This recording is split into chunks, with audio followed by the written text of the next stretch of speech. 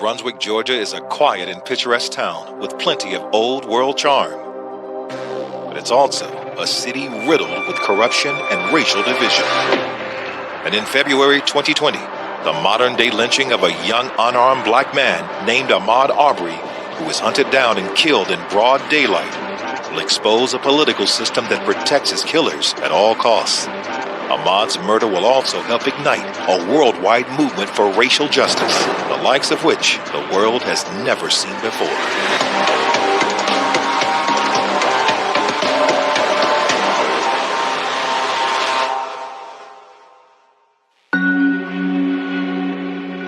Brunswick is a beautiful port city located halfway between Savannah and Jacksonville, Florida. There's just nothing like this place. We have the Citadel Bridge. When you go across it at the right time of day, when the floodplain is just right, I mean, it is awe-inspiring. It's just something that to behold the rich beauty of nature. I can go to St. Simon's or to Jaco and enjoy just being out there looking at the water, finding a quiet place. But for me, what makes it beautiful is the people here. Brunswick's storied black history dates back to the Civil War. Slaves who joined and aided the Union on their march through the South were eventually granted land in return for their service. That is why Sherman wrote Special Order 15 that designated all of the land from Charleston, South Carolina to St. Johns River, 35 miles inland, belonged to black folk. Special Order 15 became known as the 40 acres and a mule rule. Thousands of newly freed slaves became landowners, and with them came their knowledge to grow what would become known as the South's white gold. Along with cotton, rice became one of the most important and abundant crops in the region. The notion is that cotton was king, but rice was queen. And the idea of that happening caused the plantations here to be extremely wealthy situations. One of the people that they talk about that owned slaves was a guy by the name of Pierce Butler. Mr. Butler was really a gambler, and in gambling he lost a lot of money. But he owned more slaves than anybody else east of the Mississippi in this country. So what it did is it caused us as people, when the plantation owners had to depart here, it caused black folk to be in a position of doing what they needed to do for themselves. Soon, Brunswick had a thriving black economy with one of the busiest ports on the East Coast. In 1910, the county was majority black. A number of black businesses sprung up here. It was our own little black Wall Street. And we had a number of people that flourished. But Brunswick's booming economy came with a dark side. Wealthy white industrialists took notice of the powerhouse the city had become and made moves to take the land back from its black residents. When they saw an opportunity that we were doing well at, and they wanted it, they just took it. The hotels that was owned by black folk went out of business. The swimming pool that was owned by black folk was covered up in sand. The new powers that be shifted Brunswick's economy from agriculture and industry to tourism. To survive, African Americans had to take low-paying jobs at the new white-owned resorts that were springing up all around the city. The pay rate for these positions were kept very low, and so people became more impoverished. We've lost homes, we've lost businesses. We don't own nothing.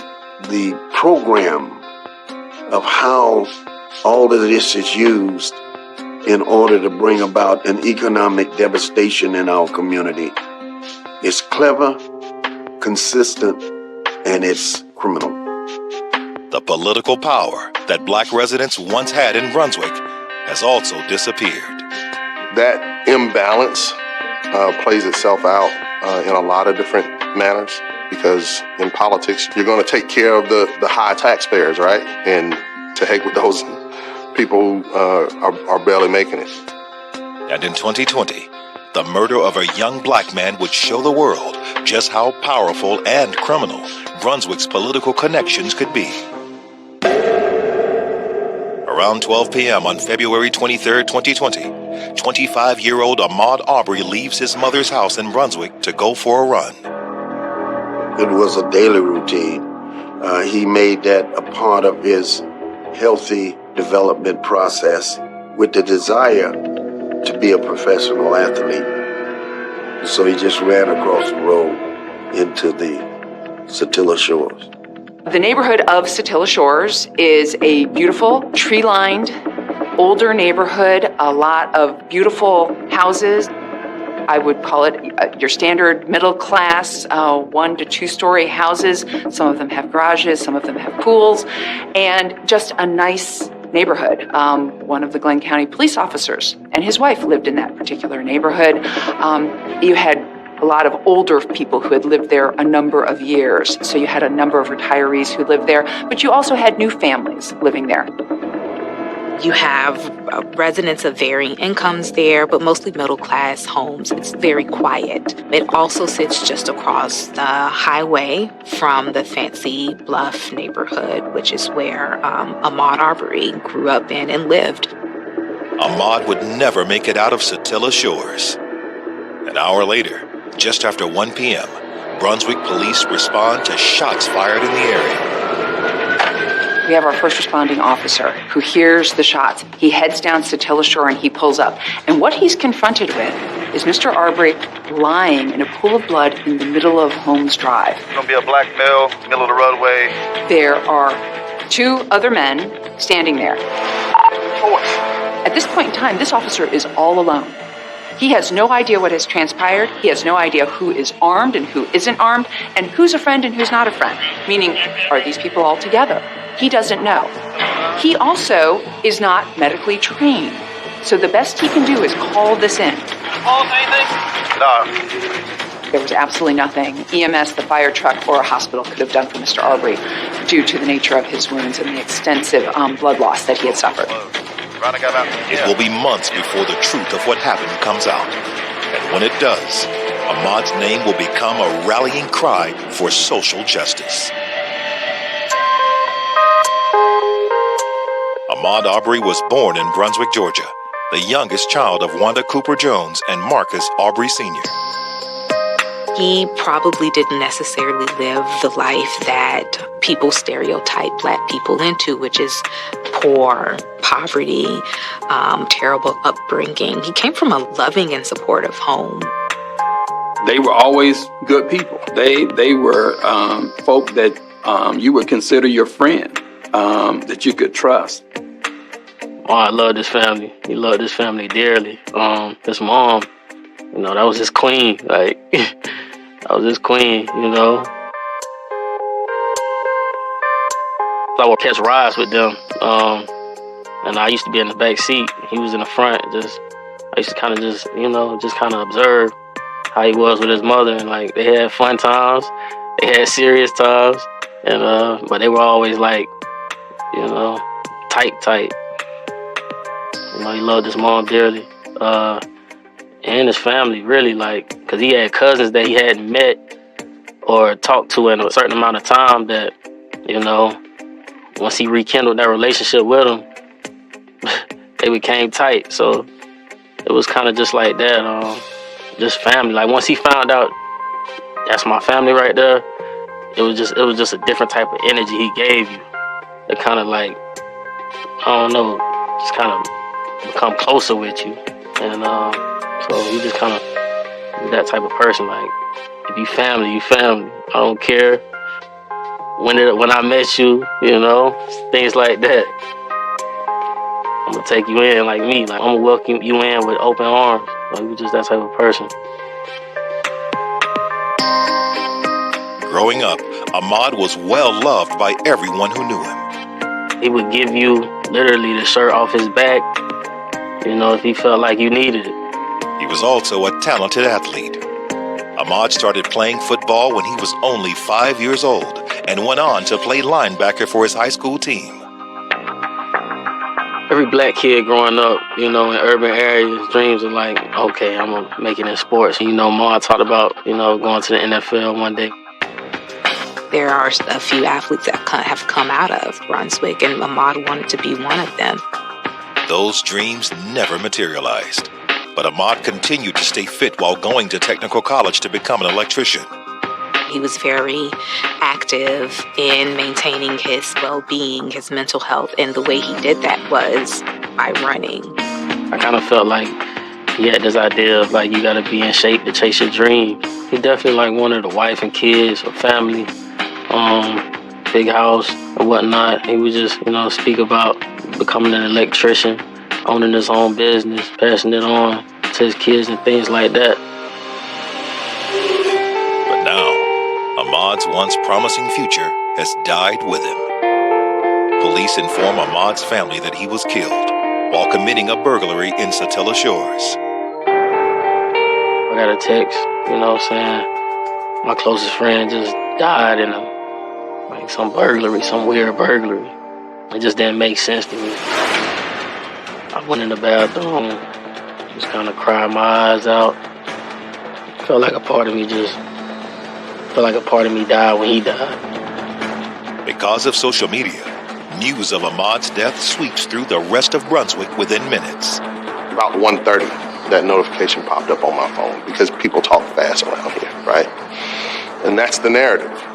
Someone broke in a house, homeowner, shot him. There was this narrative that was kind of already being created about his character, and it was treated like an open and shut case. Ahmaud's death and the truth behind it will ignite a furious fight for justice and expose the dark truth about just how divided a city can be. We had been calling for a federal investigation in the corruption of this city for years.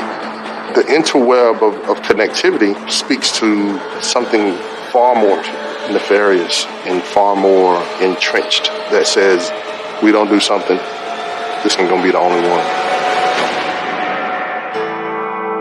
From its Victorian-era historic district to the beautiful surrounding islands, Brunswick, Georgia attracts tourists year-round. But amidst the wealth and splendor, there are areas still reeling from decades of poverty. Even if you walk a few blocks outside of downtown, you have boarded up homes, you have some condemned properties. So there's still a lot of progress left to be made in the city. 25-year-old Ahmaud Aubrey was hoping to be a part of that progress.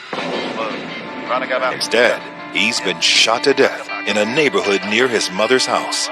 And how'd you say you got that blood on you? He had his arm. The two men responsible are 64-year-old retired investigator Gregory McMichael and his son, 34-year-old Travis McMichael. They are still on the scene when police arrive, along with their neighbor, William Roddy Bryan. The story they gave was get Ahmaud. He had been breaking into houses in the neighborhood, and they had tried to get him to stop. Because they were going to do a citizen's arrest, but they couldn't get him to stop. Greg, he's retired, chief investigator, so I'm assuming he knew some type of law. According to the McMichaels, there had been several recent break-ins in the area. So when they saw Ahmaud running through the neighborhood, they decided to chase after him. I'm reposting some bookcases in the back of my truck. I look up, this guy comes hauling ass down the street. I'm talking about in a dead run. He's not jogging. So I haul ass back in the house and said, Travis, the guy's running down the street. Let's go. So I haul ass into my bedroom, get my 357 Magnum. Glen County PD issue, by the way, that I told you years ago. Travis grabs his shotgun, because we don't know this guy's armed. They hop in their car. They don't call 911 still. They chase him. They chase him past William Bryan's home, who calls out, y'all got him. William Bryan hops in his truck, proceeds to follow him. He's running down an damn road, and in the meantime, we're hollering, stop, we want to talk to you. The men say they finally caught up to Ahmaud and confronted him. And then Travis jumps out with the shotgun, and he runs up here, and the guy, at some point, the guy more or less attacks, runs towards him, and they get a fight over the damn shotgun. He claimed Ahmad attacked him first. During the struggle, Travis shoots Ahmad 3 times. They never denied that they shot him. Travis never denied that he shot him. When he's questioned at the scene, Travis claims he'd seen Ahmad lurking around a neighbor's property a few times over the past few months. He was first on the property, I think about October 25th. He's there again November, and then there again, I think, December. We don't really know that he's there again until February. So he was there about 4 times before. The McMichaels say one particular incident in October of 2019 had them on high alert. Travis said he saw Ahmad that day, and Ahmad flashed a weapon at him. He went and told his dad. His dad got up, and Diego, the neighborhood watch guy, I guess is what they called themselves, and they tried to clear the house. They called out Glenn County PD, but they didn't come across Ahmad that day. Officers obtained multiple videos that show Ahmad at the property at least 4 times prior, including the video from the day of the shooting. Mr. Arbery just walks into the camera view, stands in front of the house. It's a bright, beautiful, sunshiny day. It's a little bit before 1 o'clock, and he's wandering around. He looked around the house, didn't touch anything, didn't steal anything, didn't take anything, didn't vandalize anything. None of the videos, including the one from the day of the shooting, ever show Ahmad with a weapon. Still, based on the initial investigation, no charges are filed against the 3 men involved. Ahmad's friends and family are outraged. The early reporting was just a press release sent from Glenn County Police to local stations that basically said that these men shot and killed someone in self-defense. There wasn't anything more to it than that. Ahmad's supporters demand justice. But by the next day, it becomes clear they aren't likely to get it. Greg McMichael had previously been Jackie Johnson's chief investigator at the district attorney's office. At that point in time, of course, the law enforcement officers called over to the district attorney's office seeking guidance, which is a total normal practice. She had one of her assistant district attorneys respond that they were going to have to recuse themselves off that particular case. And she'd asked a nearby district attorney, George Barnhill, to actually look at this case and make a recommendation. He recommended to Jackie Johnson that there be no charges filed. Again, open and shut. And so there was really no investigation. On February 29th, Ahmad is laid to rest. His funeral becomes a rallying cry for answers. Being at that funeral, seeing my brother in the casket like that, really, that's when it hit me. That he's gone forever. For sure, I want answers because it just, none of it just made sense. The more truth we found out, it became worse and worse. Georgia's citizens' arrest laws date back to the 1800s. Many believe they have racist roots that once allowed slave patrols and lynch mobs to take the law into their own hands. Was Ahmad's death proof that history has an unfortunate way of repeating? Why were you chasing him to effect the citizen's arrest? What was the crime? When did the crime occur? It doesn't work like that. You were afraid of a black man. You were afraid of the color of his skin. You felt, because of your upbringing, that he was a threat to you and your well-being. He wasn't. You did it out of fear of what it is you thought to be true, and it's not right. And a lot of people have a tendency to operate off that. When you're ignorant of stuff, that's how you move. You're afraid of it. You're resistant to it. You'll go against it. You don't want to get to know it. But the more you're informed about something, then the easier it is to maneuver. In this particular situation, no, you were afraid of him. He was black, and that's not what you're accustomed to seeing in that neighborhood. It caught you off guard. You saw a black man running down in the neighborhood. Yeah, you saw him on camera going into a new development. He didn't take anything. At no point in time you saw on that camera he took anything. He always came in there empty-handed and left empty-handed. Glenn County, where Brunswick is located, has a diverse population. But Satilla Shores, the community where Ahmaud Arbery was shot, is predominantly white. It sits near some waterfront properties just off of I-17, which is a major thoroughfare in Glenn County. And it's not gated.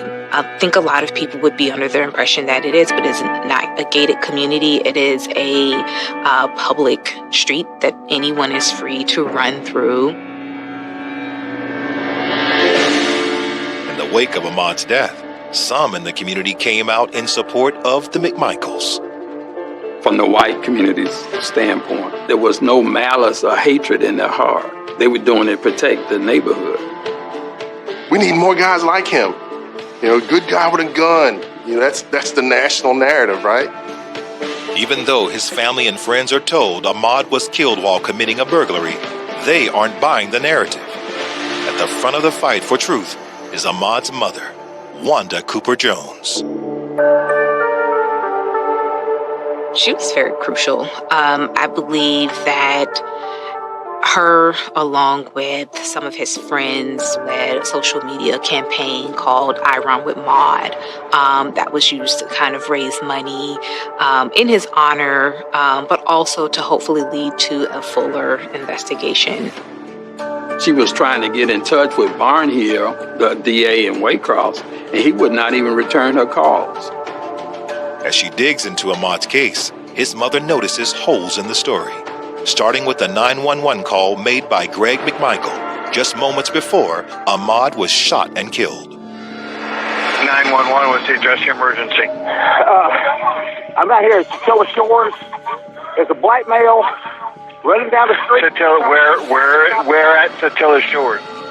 That was what he said his emergency was. I'm out here in Satilla Shores, and there's a black man running down the street. A review of the officer's body cam footage also reveals how informally they treated the crime scene and their questioning of the McMichaels. Hey, Greg. How are you? I'm fantastic. Good. You're doing this. I do know Greg. How you doing? Well, I know y'all will take him down. Yeah, he's going to have the interview. Yeah. Y'all don't put him in cuffs, are you? No. Why would he be in cuffs? There's a level of comfort there, speaking with the McMichaels and William Bryan as if they were old friends. If I could have got a shot at the guy, I'd shot him myself. They were also allowed to go home, change, and then come to the police station to be interviewed. There was no immediacy to actually learn what had happened prior to Ahmaud being killed. The autopsy report undermines their claim of self-defense as well. He'd been shot in the arm and had also been shot in the chest with the first shotgun blast. That was consistent with him trying to do this, push that shotgun away. The first shot is to tell, when it's right here, what happened to make you shoot him right in his chest? What happened for you to shoot an unarmed man point blank in his chest with a shotgun? Greg McMichael's connection to his former employer, District Attorney Jackie Johnson, also becomes a concern in the fight for justice. Greg McMichael revealed to the Glenn County police officers who had responded who he was, a retired law enforcement officer who had previously been Jackie Johnson's chief investigator at the district attorney's office. I was chief investigator with the DA's office for 23 years. Johnson had recused herself from the case early on, but the lack of charges against her former employee and his son still raised questions about preferential treatment. She sent it to somebody that she knew would still cover them, protect them, so she knew exactly what she was doing. District Attorney George Barnhill in neighboring Waycross, Georgia, took over the case, but he too declined to file charges. When he was officially assigned the case, he'd written a 2-page memo essentially saying that these men were in the right and that they were justified in killing Ahmaud Arbery. What's the story with why it was sent to George Barnhill? Oh my golly. His son works in Jackie Johnson's office, which is why he was motivated to write a diatribe of inhumanity in his assessment of the case, because he's connected as well. That caused George Barnhill to have to recuse himself. The more we learned, the more we figured out there was a lot of lies being told. That there were nefarious objectives being played out that were not just to protect the people who committed the crime, protect those political entities, right, that had gotten their hands dirty because that's a member of the club, right? The lack of charges by anyone handling the case created more questions than answers for many in Brunswick.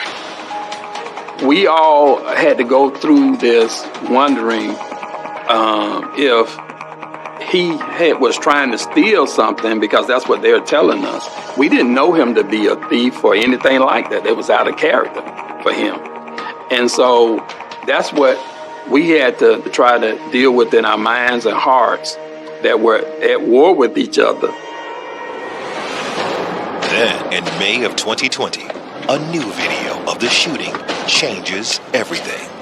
When you look at the video, what popped up was the black guys running. 2 white men shoot him in the middle of the street. It was hard to watch. It was just as horrific as George Floyd was. More than 2 months have passed since Ahmaud Arbery was killed, and his loved ones are still trying to get Brunswick police to investigate. Then on May 5th, a cell phone video of the shooting appears on the internet. The video was taken by the McMichael's neighbor, William Roddy Bryan. Greg McMichael came to the hardware store where Mr. Bryan was working, fixing small engines, and asked for the phone because the video was still on his cell phone. Greg McMichael took that cell phone, went to his attorney's location, had the video taken off the cell phone, and the attorney and Greg McMichael then released that cell phone video to the public. These men thought it would exonerate them and show that they were innocent in all of this, when really it showed that they killed Ahmaud Arbery. What you see on that video is Mr. Bryan videotaping it, Mr. Arbery running. The McMichaels chase Mr. Arbery down to the end of the street and falsely imprison him at that point, cutting him off. He turns around to run back. And it's at that point that Mr. Bryan pulls out of his driveway and actually attempts to hit Mr. Arbery and runs him off the road into the ditch across the street. Mr. Arbery keeps running. If 2 men were chasing me with guns, yelling obscenities to me, I probably wouldn't stop either. Mr. Bryan then attempts to hit him not once, not twice, but 3 more times with his pickup truck, thus committing aggravated assault. Mr. Arbery is now trapped between the 2 pickup trucks on Holmes Drive. He has no cell phone. He can't even call for help. As Mr. Bryan pursues him and forces him closer to the white pickup truck, Travis McMichael gets out, and Travis McMichael pulls out his 12-gauge shotgun. There was absolutely no reason to point the shotgun at Mr. Arbery, but he does.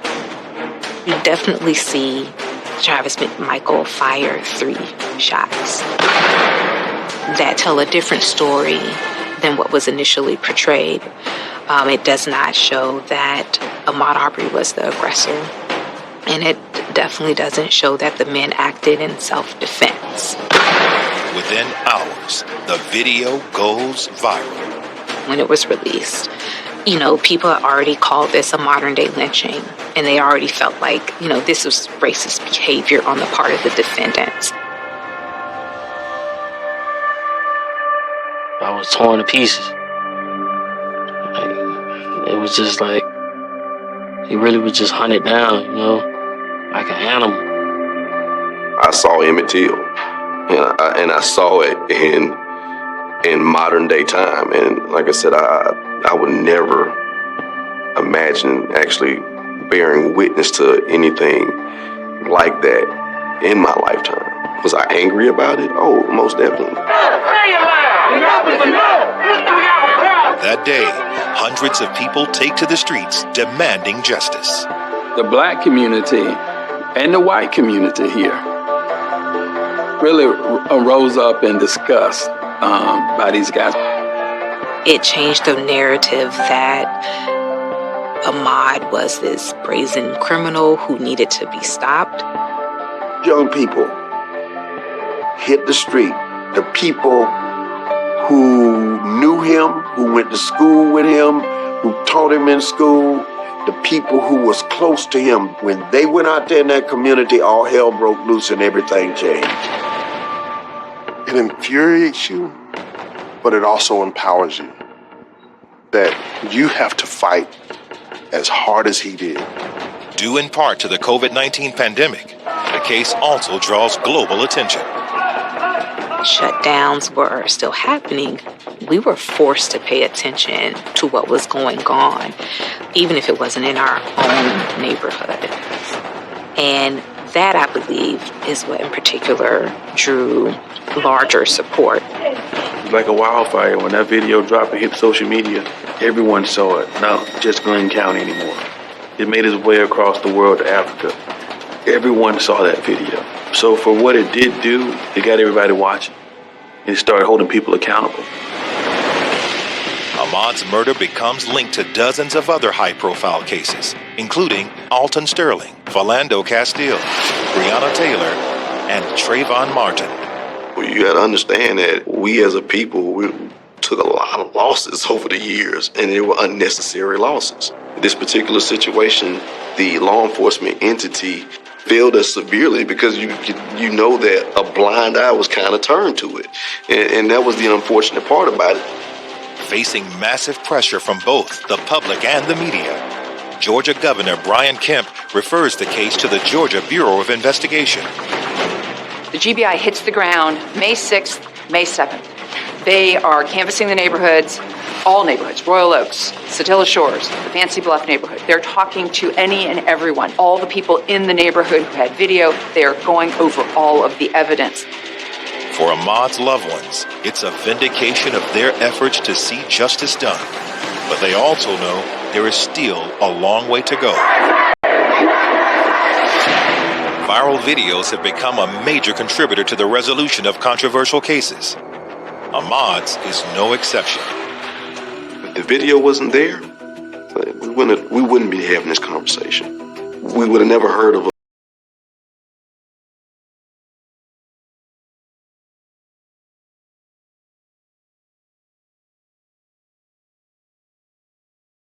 and to me, that's scary. 3 days after the video of Ahmaud's death is made public, residents of Brunswick gather for a show of solidarity on what would have been his 26th birthday. They remember him for who he was and the difference he wanted to make in this world. He was working toward his own goals to bettering himself, to either improve himself within his community or perhaps even move outside of Brunswick and make a name for himself there. Unfortunately, we'll never know. He did nothing to deserve what he got. We have to realize in this world, being a black man, especially right now, this case, it brought it full circle for us. You can be accused of stuff you didn't do just because of how you look. Amidst public outcry, the Georgia Bureau of Investigation reviews the video evidence and statements made to police. Just based on a review of the evidence in about 48 hours, Special Agent Dial is able to determine that warrants for the arrest of Travis McMichael and Greg McMichael are appropriate and they are arrested. The governor assigns prosecution of the case to the Cobb County District Attorney's Office in Marietta. We were able to hit the ground running in concert with the Georgia Bureau of Investigation to really work with them in tandem on the investigation and going forward with the prosecution. Cobb County prosecutors charged the McMichaels with suspicion of felony murder and criminal attempt to commit false imprisonment. The move finally restores a bit of faith among Ahmaud supporters. At the end of the day, we wanted answers and we wanted justice. We wanted change. Pulled out of my driveway, was going to try to block him. William Roddy Bryan, the man who made the video of Ahmaud's killing, had initially avoided charges like the McMichaels. But Cobb County prosecutors were determined to make sure he was brought to justice as well. Mr. Bryan said, I tried to run him off the road this time, then I tried to hit him this time. He actually pulled on your handle? I wouldn't be surprised if that's his warrants right there. Okay. He was trying to get the handle. We actually had Mr. Arbery's palm print on the side of this car. He'd gotten that close to Mr. Arbery that Mr. Arbery had to probably, in our opinion, push away from the car to keep from being hit. The evidence of the case showed that he was acting as a party to the crime. On May 21st, the DA's office decides to charge Bryan as well. These men were not law enforcement, which made this case entirely different. And I think is what made it even more troublesome is that traditionally we had seen officers being the aggressors in these cases. And here there was such great lengths to protect those who were only law enforcement adjacent, which only reinforced this idea of a good old boy system. 4 days later, on May 25th, the video of George Floyd's murder adds more fuel to the fire. I can't breathe my face. Just get up. His case and Ahmaud's become part of a national groundswell for social justice, with protests in every major city. When I'm on social media and I see people marching in Minneapolis carrying signs that say justice for Ahmaud, we're in something a lot bigger than ourselves. That video expanded the community exponentially to a global call. And that window between the release of the video, the death of George Floyd, and the death of Breonna Taylor was transformative for a movement that had been moving since 2015. The Cobb County DA's office impanels a grand jury and gets indictments against all three men. The indictment charged all three of the defendants with malice murder, which basically means you just don't care about the consequences of what you're doing to this other person. This was more than just a murder case or a hate crime. This was important to our community. This was important to our state. This was important to our nation, that we not just get to the root of all of these issues, but start to resolve some of the darkness that we found when we pulled the covers back. Even with the indictments, the case is far from over. It will be up to a nearly all-white jury to determine if a crime was committed at all. The defendants are white, and so most of the jury looks just like the defendants. Will this play in their favor? Will this render a not guilty verdict?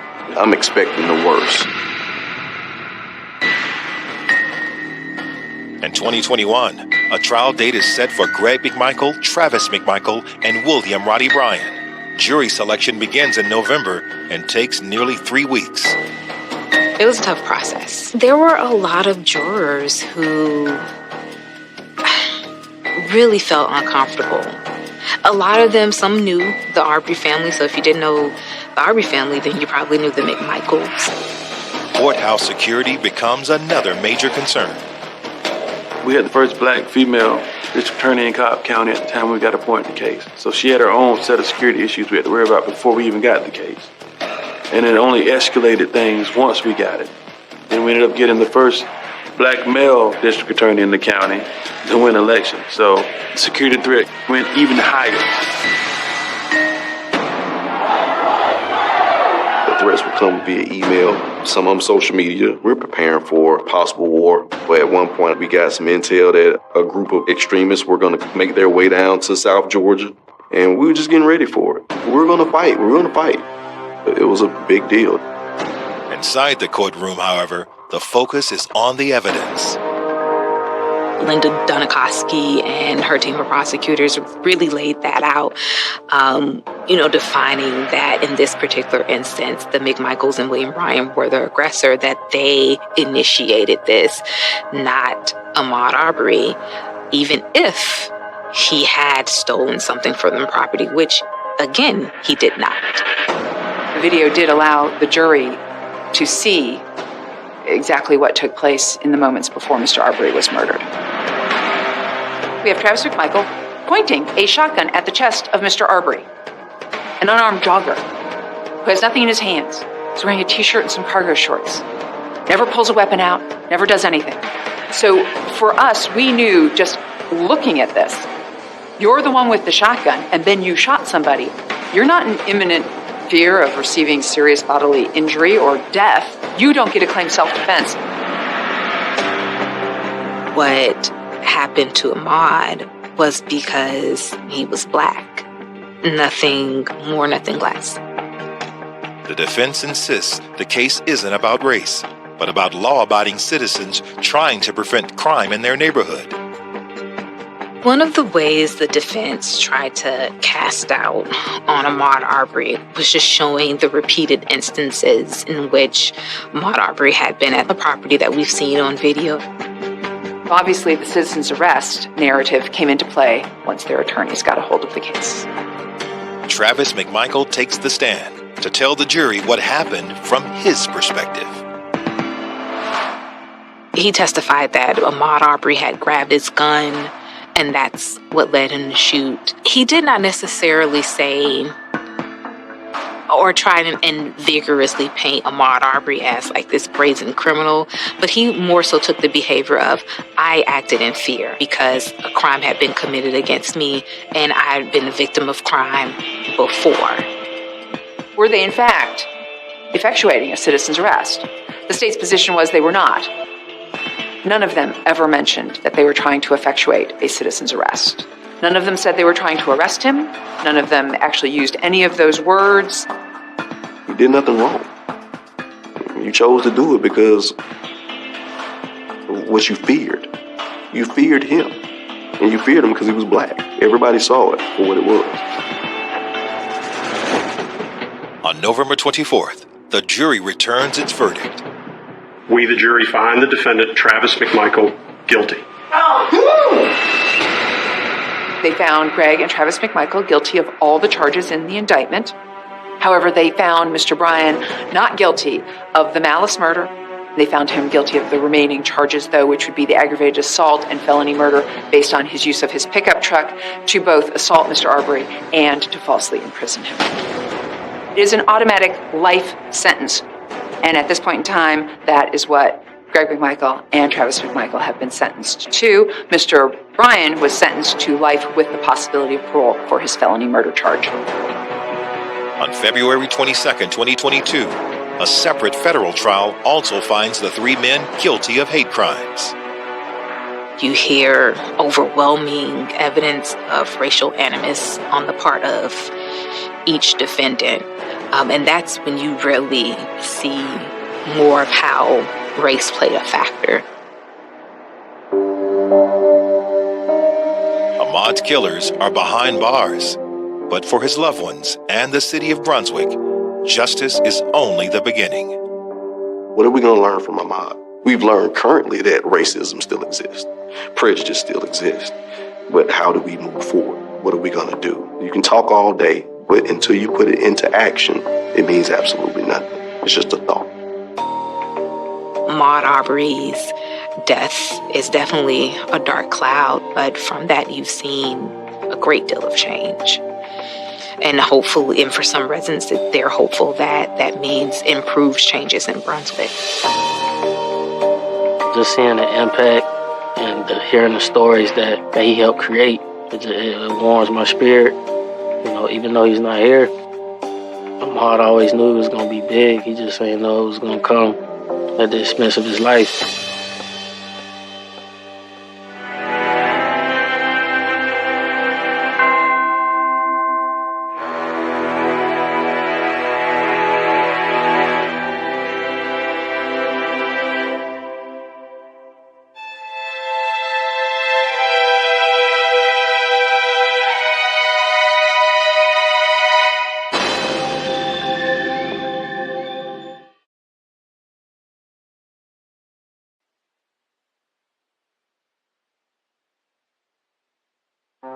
Chattanooga, Tennessee is one of the South's hidden gems.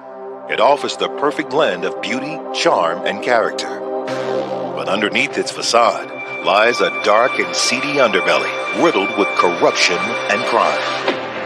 And in 1979, the cold-blooded assassination of one of the city's most notorious gangsters by a killer whose true race is cloaked in mystery sends shockwaves throughout Chattanooga and ignites a 40-year investigation that leads all the way to the steps of the governor's mansion.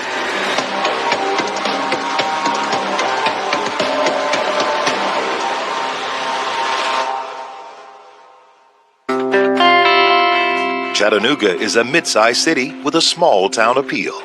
Nestled alongside the Tennessee River beneath the majestic Lookout Mountain, its beauty is unrivaled.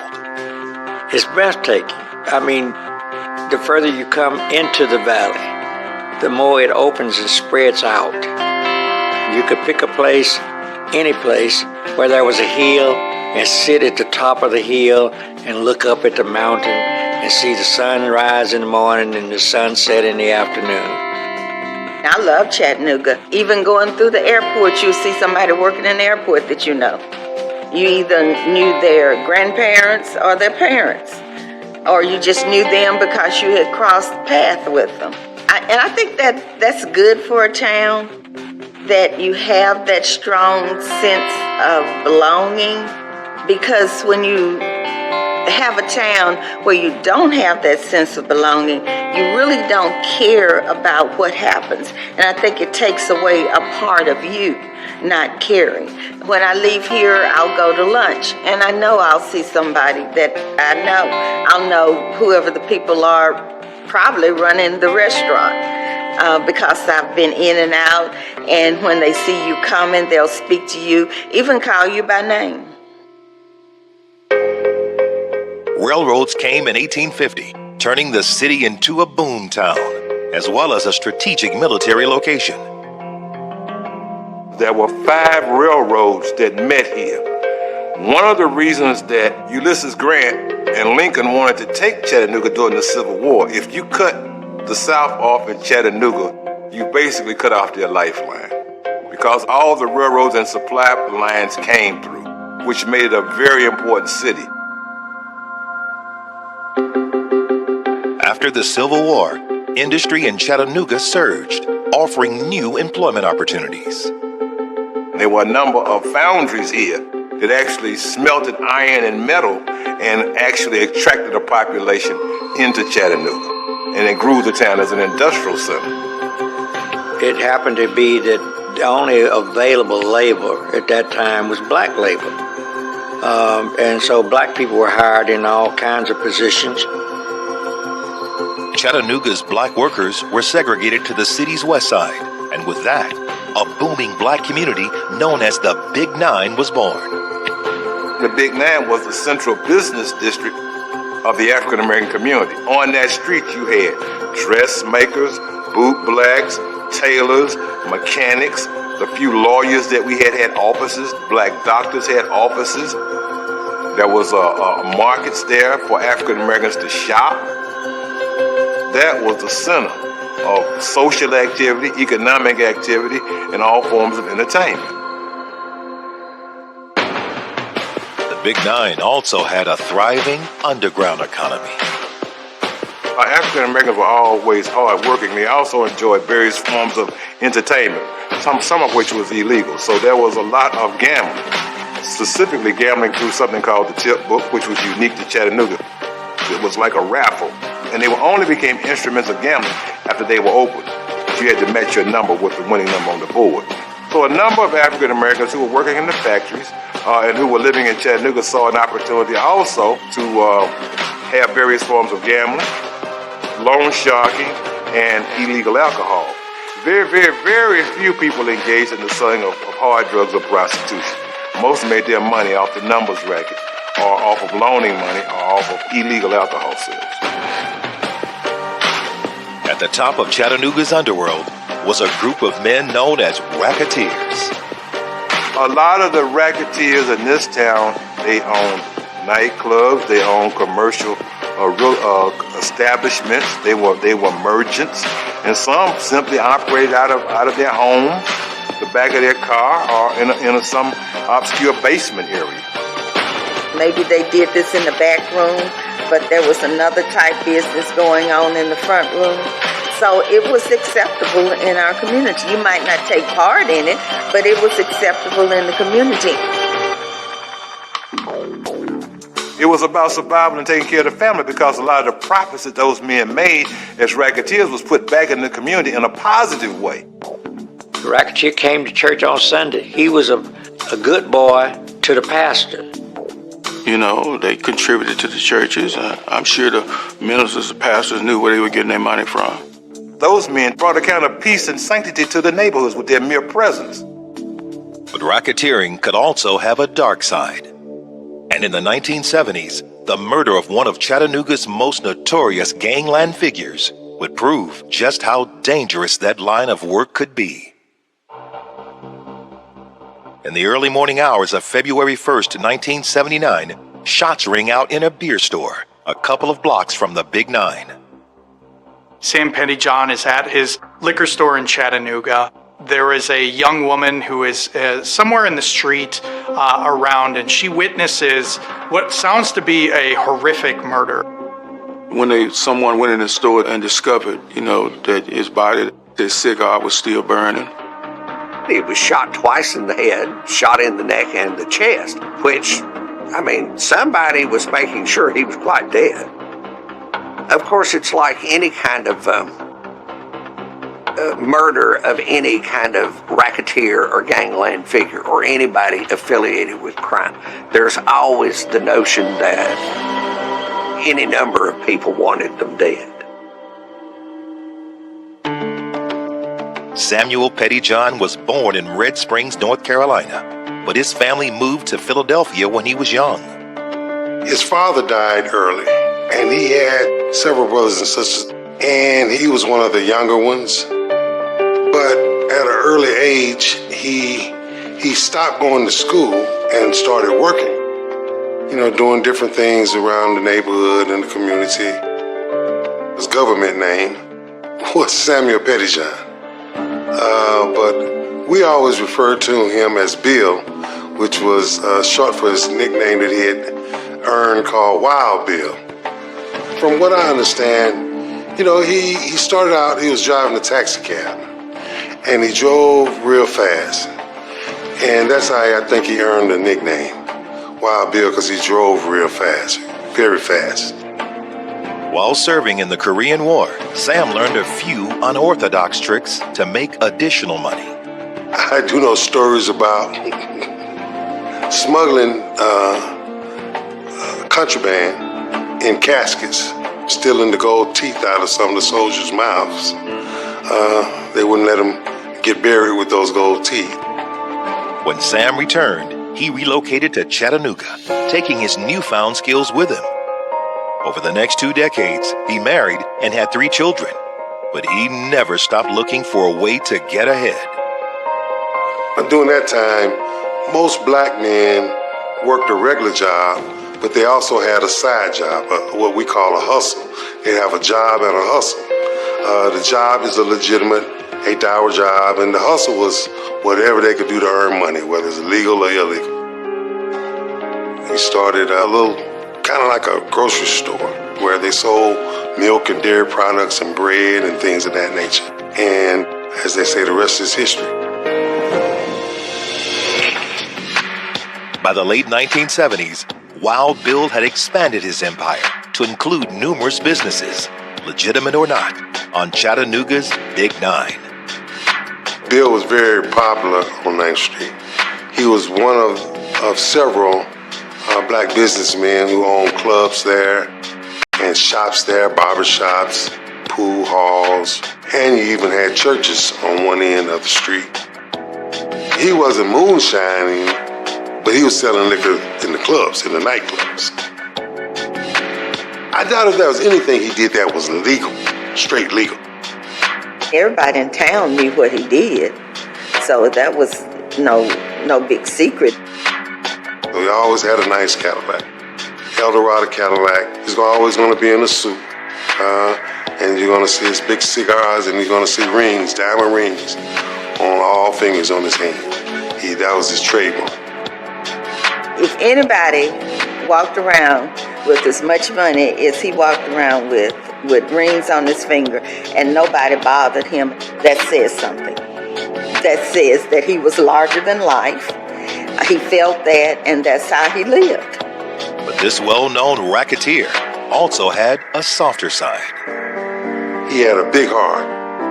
I would sometimes ride with him, and he'd stop off and drop off cakes and pies to people in the projects. Or if he got a good deal on something, he would, share it, people in the projects. He continuously, every election, he always organized a cadre of cars to pick up people and take them to the voting booths. So he was famous for that during election time. Late 70s or the early 80s, Howard High School needed some basketball warm-ups, and me and a friend of mine, we was collecting donations for that. And Samuel Pettyjohn, which is Wild Bill, gave us a great donation for the school and all. By the late 1970s, Sam's reputation had earned him some powerful connections. He had more white contacts than the other people that operated businesses on 9th Street. He was very close with many leaders in the Teamsters movement, particularly Jimmy Hoffa. Very seldom did anyone in the black community have that much power and that much intermingling with power political figures. And he was able to do a whole lot of things before things were to be cut. There comes a time and there's a payment for everything. But was Sam's death the inevitable result of a life of crime? Or was there another reason someone wanted him dead?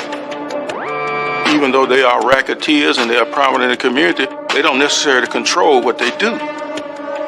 But you're a pawn, and when that pawn is not needed anymore, or you become a possible weak link in the operation, then you can be eliminated.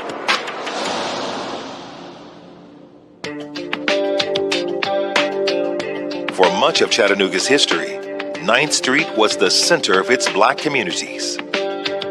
We've always said behind segregated walls, there was a thriving community.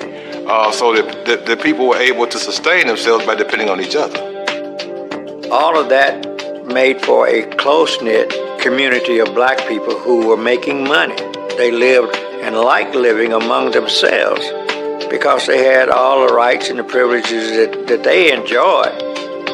While racketeers like Sam Pettyjohn controlled the town's nightlife, there was surprisingly little violence. Southern black racketeers were a little different than the northeastern Italian mobsters. The racketeers that we knew in our community were of necessity. They filled the need and they didn't hurt people. There was a code, and none of them ever harmed children. And the racketeers, as I knew, never engaged in murder as a form of retribution. Now, you could get hurt if you owed them money, but unlike the mob, you didn't have to kill somebody to be a part of the organization. You had to be a good businessman. In the mob, to be a member of the mob, you had to take a person's life. Well, that wasn't going on among most of the Southern black racketeers that I've known and even heard about. They would protect themselves. They believed in self-defense. But for the most part, they didn't engage in killing each other. But now, Sam's life in Chattanooga's underworld seems to have done just that. Sam Pettyjohn's murder was the talk of the town. Everybody wanted to know something about it. People that didn't even know who he was, that never seen him, didn't even know he had a place on Market or anything about him. Everybody wanted to know because it was something that was different that had happened in the city. It wasn't shocking. We always kind of knew that it was possible that he was going to die like that, to die in a violent way. So it wasn't shocking. You know, it was disheartening, of course, and, when your father is killed. Back at the crime scene, Chattanooga police begin their investigation. He has on him at least $100,000 worth of cash and jewelry. He often wore rings that were very valuable. Those were not taken, so this was not a robbery. There were shell casings all over the place, and it definitely would probably be something that was over in just a matter of minutes. The murderer wanted to get out as fast as he could. This was a professional. He didn't worry about trying to pick up any product and take with him. He wanted to make a clean getaway. 2 witnesses say they were in the parking lot when the shooting took place. The man they saw exit Sam's store appeared to be in some sort of elaborate disguise, possibly even trying to hide his race. The only thing that was seen at the time was a man in what appeared to be face paint. He had a wig and walked up to Sam, point blank shot him, walked outside of the liquor store and shot into the air. It sounds like to scare off any witnesses. Bill always had a gun, and he had his gun in his hand at the time, but they must have been quicker than he was. If you talk to 5 different people, they all had a different perspective, on who could have done it, I never knew him to have enemies. No one that I knew disliked him. Or even if they did dislike him, they wouldn't let it be known. He walked around all the time with big gobs of money in his pocket. He went to all the gambling houses, and nobody bothered him. So why would anybody kill him? You knew it had to be someone from out of town, but you didn't know why. We never suspected anyone from 9th Street or anyone from our community. So it had to be someone who had something larger at stake. Let's say that it was kind of known, that Sam was involved in a lot of different things, let's say it was known. But it was really not the kind of things that you would get assassinated from.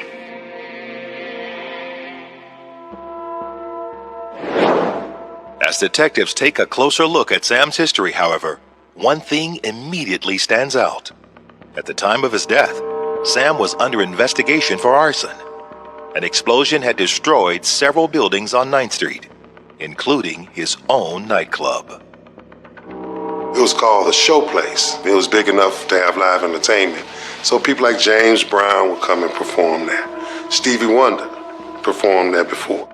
Residents say that if this had been a Friday or Saturday night, what used to be those 2 nightclubs would have been filled with people. He had a reputation and a record of being a gangster. And he's going to come into insurance money because this city block in Chattanooga exploded. So, he's going to be a prime suspect. Someone who lived upstairs in one of those buildings was there when it exploded and was killed.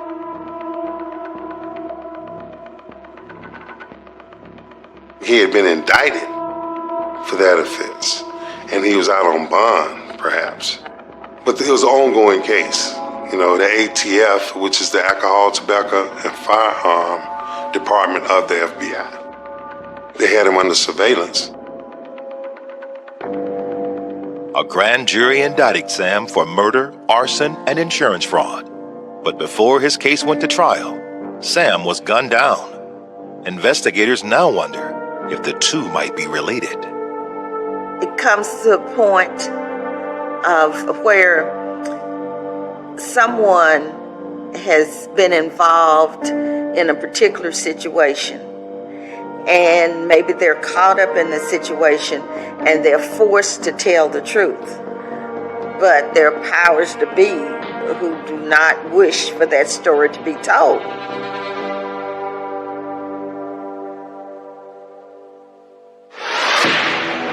Racketeering in the Big 9 wasn't limited to criminals. Law enforcement also played a role in the bootlegging and backroom gambling that went on there. The racketeers had a symbiotic monetary relationship with the powers that be. So there was a lot of payoffs that were going on. So it was profitable for everybody. And as long as money changed hands and one hand greased the other, they were allowed to operate. It was protected by the police. All of them made money. And some of that is still going on to this day. While the investigation of the murder of Sam Pettyjohn continues, residents of the Big Nine gather to honor his contributions to the community. He had his funeral.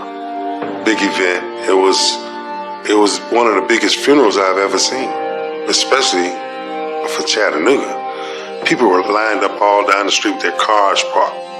And that's when I got a notion of how important Bill was, to Chattanooga.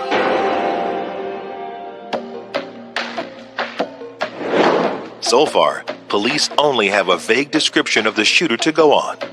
But Sam's business dealings seem to offer some leads. It had to be someone who had another motive that was bigger than 9th Street, that was bigger than, something local. So it had to be, something that he was involved in that has to do with the Teamsters, which was a viable suspect group. It had something to do with them, even if it wasn't the Teamsters. But it's just a lot of speculation that you could have. If you were let your imagination run wild, Detectives are particularly interested in Sam's relationship with none other than Jimmy Hoffa, one of the most infamous and mysterious figures in America's criminal underworld. Jimmy Hoffa and his children, his son Chucky, they used to come to our house. I later learned who Jimmy Hoffa was. I didn't even know he was famous at the time. In 1957, Jimmy Hoffa had taken control of the Teamsters Union, which, in theory, fought for workers' rights in the transportation industry. But the Teamsters, and Hoffa in particular, also had a mafia-style reputation for corruption and organized crime. Sam, as it turns out, often did favors for Hoffa. When Bobby Kennedy was prosecuting Jimmy Hoffa on misappropriation of the Teamster pension fund, and Bill and one of his friends, a white guy named Jack, orchestrated bugging all of the jurors' rooms. They wanted insight in on what the jurors was thinking, what they were talking about, what were they saying to their spouses. They get that feedback and they give it to the attorneys, and the attorneys knew how to shape their presentations, accordingly. Jimmy Hoffa ended up being acquitted in Chattanooga. It may have been a hung jury, I think it was. And they celebrated at our house at night. And Bill cooked a big, huge steak dinner for Teamster members as well as their wives and girlfriends. And it was a big to-do, big function over the house. Hoffa was eventually jailed on other charges and lost control of the Teamsters. In 1975, Hoffa was writing his autobiography when he suddenly disappeared. What I learned of his being missing and the hoopla that everyone else knew about Hoffa, I used to kind of laugh to myself and say, wow, I knew him. We knew him. Investigators have never determined what happened to Hoffa, and his body has yet to be found.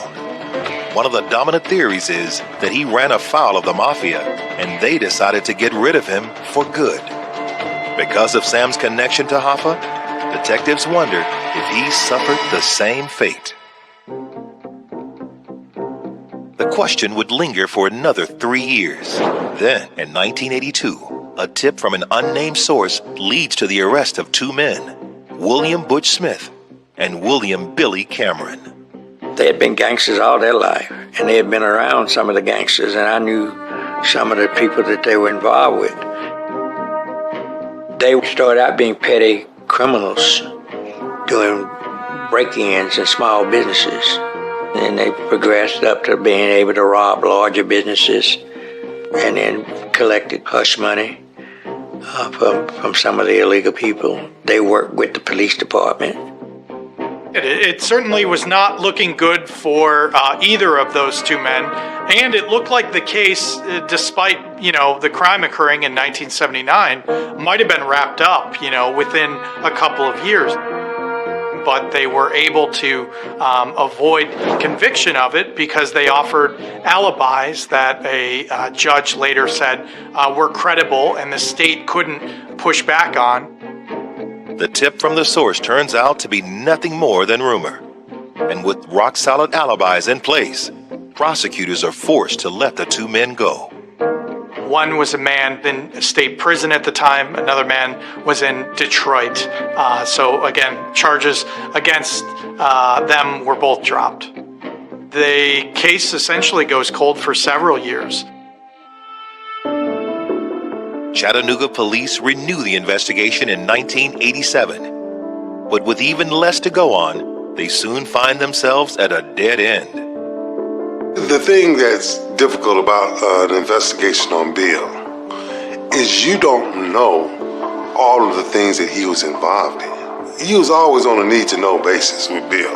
No one knew much. That's just the way he operated. It seemed the murder of Sam Pettyjohn would remain unsolved forever. But 40 years later, this cold case would heat up again. Since the 1970s, the Big Nine has become a different place from the one racketeers like Sam Pettyjohn helped to build. All cities that had any sizable amount of a black population also had a thriving business community, which really suffered after quote-unquote racial integration because people started to move outside of those restricted areas and go other places, to the point that it brought a demise of black businesses, even in a place like East 9th Street. Some things remain the same, however. After 40 years, the mystery of Sam's murder still lingers in this town. And in 2015, the cold case unit of the Chattanooga PD reopens the case. Most of the cold cases, when you look at these things, many of them, it's a lot of it has to do with timing. A lot of it has to do with good fortune, luck. Somebody stumbles across just this one thing. It's like a puzzle, and you're looking for the missing piece of the puzzle. Detectives soon discover that arson wasn't the only thing Sam was being investigated for. Back in 1979, the FBI was also looking into Sam's connection with controversial Tennessee Governor Ray Blanton. Ray Blanton was a Tennessee native whose political ascension to power was legendary. He was the second of three kids to his parents, Ova and Leonard Blanton, who were essentially a sharecropping family. By the age of 34, Blanton had gone from a sharecropper's son to a member of the U.S. House of Representatives. And in 1975, he ran for governor of Tennessee and won. Throughout his campaigns, Blanton was very much a people person. He thought people were essentially his way to power, right? So he viewed himself as an everyman. He used this story as sort of up and coming from, a very poor background to rising in political power, but still maintaining that connection with everyday Tennesseans. But Blanton's career became marred by controversy almost as quickly as it began. He was rumored to have all sorts of interactions with women who were not his wife. He was, I think, observed more than rumored to have an excessive drinking problem. There were always rumors that he was involved with unsavory characters doing unsavory things. He takes the state plane to places like the Middle East. Eventually, later on in his administration, he goes to Jamaica using the state plane. And this all really faces a lot of scrutiny from the media, from Republicans, from members of his own party even. The worst of Blanton's scandals involved the selling of pardons. The scheme was allegedly controlled by Blanton and worked by granting pardons to convicted criminals if they or their families could cough up enough cash. There was a way for people, if they had enough money, or they could raise enough money, to pay themselves out of a a crime that would sometimes bring a lot of years in prison, you know. And these were crimes that went as far as murder. In 1978, the FBI opened an investigation, codenamed TINPAR, to look into Blanton's cash for clemency scheme. But if the allegations against him were true, Blanton had somehow managed to keep his hands clean enough to avoid a federal indictment. That investigation takes several years. It is a multifaceted investigation that largely looks like he's once again going to get off without being indicted or charged with any crimes. The FBI ultimately was never able to connect Blanton with where the bribes were going to. But not everyone in his administration had been so lucky. The FBI eventually does indict and charge several members of the Blanton administration, including Eddie Sisk, who is the chief legal counsel to Blanton, for his role in essentially securing pardons for prisoners. Through their investigation, it appeared the FBI had identified Sam Pettyjohn as one of the key middlemen in the scheme. Pettyjohn was involved in those early conversations. He was one of the emissaries between state prisoners and the Blanton administration. Bill had street credibility, and he could talk to families and present them with an option to get their loved one out of jail. And they would have trusted that he could do it. He's probably one of the first blacks that had an opportunity to have a relationship with the governor. At that time, in '79, blacks were not even integrated into the Democratic Party. During the TINPAR investigation, Sam was subpoenaed to testify before a grand jury about his knowledge of the cash for pardon scheme. But Sam was murdered before he got that chance. There was widespread suspicion that this was a hit put on Sam to shut him up, to essentially keep him quiet so he couldn't take down, at that point, now then former Governor Ray Blanton and others within that administration. But will investigators be able to prove it 40 years later? Ghosts don't stay buried. They always come back. Tracking down a killer can be a difficult task under the best of circumstances. When the trail has been cold for decades, it can be virtually impossible. I've heard people say that they knew who it was, but no, I don't think anybody really knew who it was. I mean, some people said it was an African American. Then others I've heard lately they talk about it was a white guy.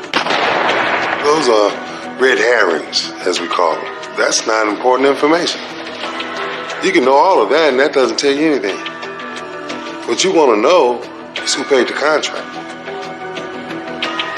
Simple. Who paid the contract? Cold case investigators have uncovered evidence that Sam Pettyjohn was murdered because he knew too much. And the man at the top of the conspiracy to kill Sam may be none other than former Tennessee Governor Ray Blanton. We know that we had a governor who embarrassed the state, who got caught. Just the fact that he was doing those things and the money could be linked to him was enough to cause him to be embarrassed for the rest of his life and to go to jail. It was irrefutable that Blanton was connected, or at least the administration was connected to Pettyjohn, again, for his role in the clemency scandal. People didn't want him to talk, and that's why the killing was necessary, because he was going to tell what was going on. During the original investigation, 2 men were arrested and later cleared. But the cold case unit learns there was a third suspect identified in the 1990s, a 63-year-old thief named William Edward Alley. Alley is a bank robber. He largely had a life of crime. And in the 1990s, he is robbing a series of banks throughout the United States, ultimately is convicted and sentenced to prison. While he's in prison, he allegedly admits to several people that he murdered Pettyjohn for somewhere between $25,000 to $50,000 as part of a contract killing paid in part by the Blanton administration. Ray Blanton had, like many who find themselves in power, there are no shortage of people who want to get close to that person and are willing to carry out some of the more unsavory activities on that person's behalf. Alley told other inmates that he had staked out Sam's liquor store, waiting for an opportunity to strike. Then, on February 1st, 1979, he saw his opportunity. Disguising himself as a black man, he set his plan into motion. Alley is sitting in essentially a motel, is just keeping an eye on him, monitoring his movements. Alley is a white man, so he wanted to obscure his look. He puts on glasses and a wig before he ultimately dons the face paint. I think it is really an insult that this man would dress up in blackface, to know the history of blackface, to do this. I'm sure he was trying to disguise himself. But just the mere fact that you put the blame on the black person for doing something. And had he not said it, it would have gone down in history. That was a black man that killed Sam Pettyjohn. And then just goes and kills Sam, basically in cold blood.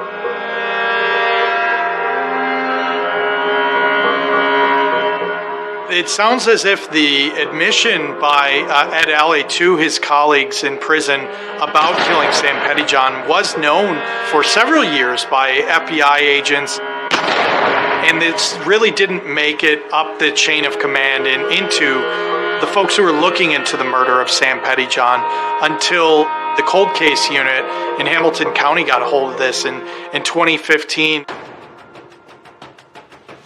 They then go back and verify some of the testimony that they had heard from cooperating witnesses who spend several years just verifying some of this information. This isn't something that, again, can be just, oh, we heard this rumor, we're going to pin it to this man. We talked about the fact that did the man really do it, or is this a plant, or did he tell somebody he did it, but actually somebody else did it? Why is this coming out at this particular time, and why did it take so long? Unfortunately, Alley died in 2005, so detectives are unable to corroborate his confession. But prosecutors believe there's enough evidence to take the case before a grand jury. The cold case unit was able to look at all the very specific details that Ed Alley provided and said to his fellow inmates, and was able to make the conclusion that he was not just speaking off the cuff or making something up. In 2021, Edward Alley is posthumously charged with the murder of Sam Pettyjohn. But for Sam's loved ones, true justice doesn't end there. I'm not really interested in who pulled the trigger. That's not important, because, you can get anyone to pull the trigger. The question is, who paid the contract? That's the killer. In the wake of the grand jury's charges against Edward Alley, investigators turn their attention back to his alleged employer, Ray Blanton. At that point, the cold case unit fingers the Blanton administration very directly and says that they were involved.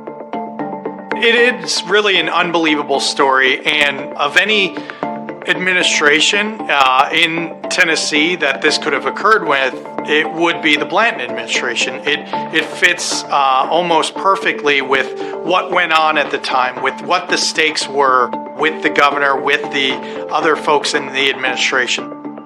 Why it took so long for investigators to connect the dots between Ray Blanton, Ed Alley, and Sam Pettyjohn may never be known. We knew that there were people between Pettyjohn and the governor as part of this operation. And not that we knew that it led all the way to Blanton, you know, but we knew it was high. It was high up, yeah. There was at one point in the investigation a belief that there were recordings that Sam possessed. Those were never recovered. If there were actually recordings of him having discussions with members of the administration that were implicating people directly on this, very much would put a target on his back and somebody who would be viewed as a loose end. Despite their efforts, no evidence is found proving that the governor ordered the hit. And once again, Ray Blanton walks away clean. He died in 1996, taking his secrets with him. You can look at the story of Ray Blanton, where a young man achieved quite a lot and threw it all away. And what did he have to show for it in the end? What he's best remembered for now, of course, are the scandals associated with his administration. Unfortunately, like much with the Blanton administration, we don't know if he had direct involvement in the contract killing of Sam Pettyjohn. With both the passing of Ed Alley and Ray Blanton, ultimately we may never know that answer.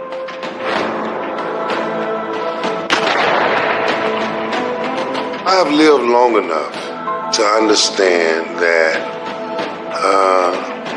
the truth rises to the surface eventually. So eventually I expect the same to happen in this case. We'll get more facts. There'll eventually be closure. Whether I'm around enough to see it or not, I don't know. But I believe the facts will eventually surface. Whatever the truth may be, Chattanooga will always remember Wild Bill Pettyjohn and the Big Nine. I'm 65 now, and I was able to see the 60s, early 60s, the 70s, the 80s, the 90s, 2000, and that to me, those were some very unique years because the country as well as our community changed a lot during that era, and the mentality of the people has changed. 9th Street is just, it did what it was supposed to do. It brought us from a certain point and took us to a certain point. You know, I hate to see it gone, but the history is written. The stories are being told. We've come a long ways. Everybody doing their little part, including Big Nine. It's been a glorious time to live through and to live in for me. And I can't think of a better city to have lived. Chattanooga has produced a lot of amazing people. Even those people that we consider racketeers, you know. Bill, he was different. I can tell you that. He was definitely different. And if we were having a conversation, I was talking to him about his grandchildren that he never saw and never met. And some of them, you would have thought that he raised them because they're chips off the old block. You know? Yeah.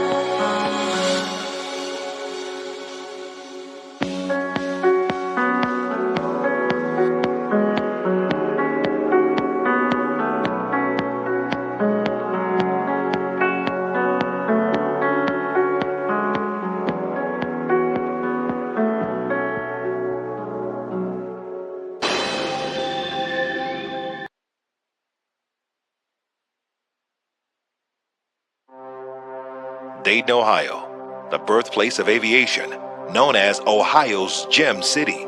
Dayton has a rich history built on innovation and invention. It's also a city hard hit with rampant drugs, violence, mayhem, and murder.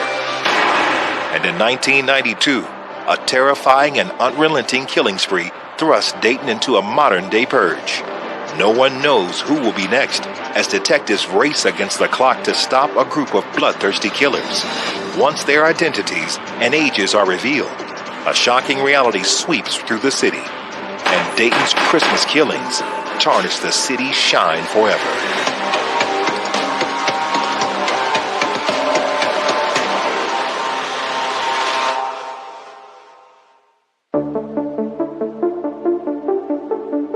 Dayton is located in southwestern Ohio, halfway between Cincinnati and Columbus. What began as an agricultural community quickly grew into a center of industry and innovation thanks to a handful of forward thinkers who called Dayton home. Inventors like the Wright brothers would help put Dayton on the map and in turn create a destination for black workers looking for new opportunities in the Midwest. Dayton became a mecca, actually. And with the Wright brothers in the invention of the airplane, just made Dayton a place in which people really wanted to be. A lot of people came up here from Kentucky, Tennessee, looking for manufacturing jobs. And a lot of neighborhoods were formed by those folks. An area known as the Nickel on Dayton's west side became the center of the black community. After church, if you've been good and you had some money, then you came to West Dayton on the bus to walk the Nickel. We had 5 movie theaters. We had 2 drive-ins.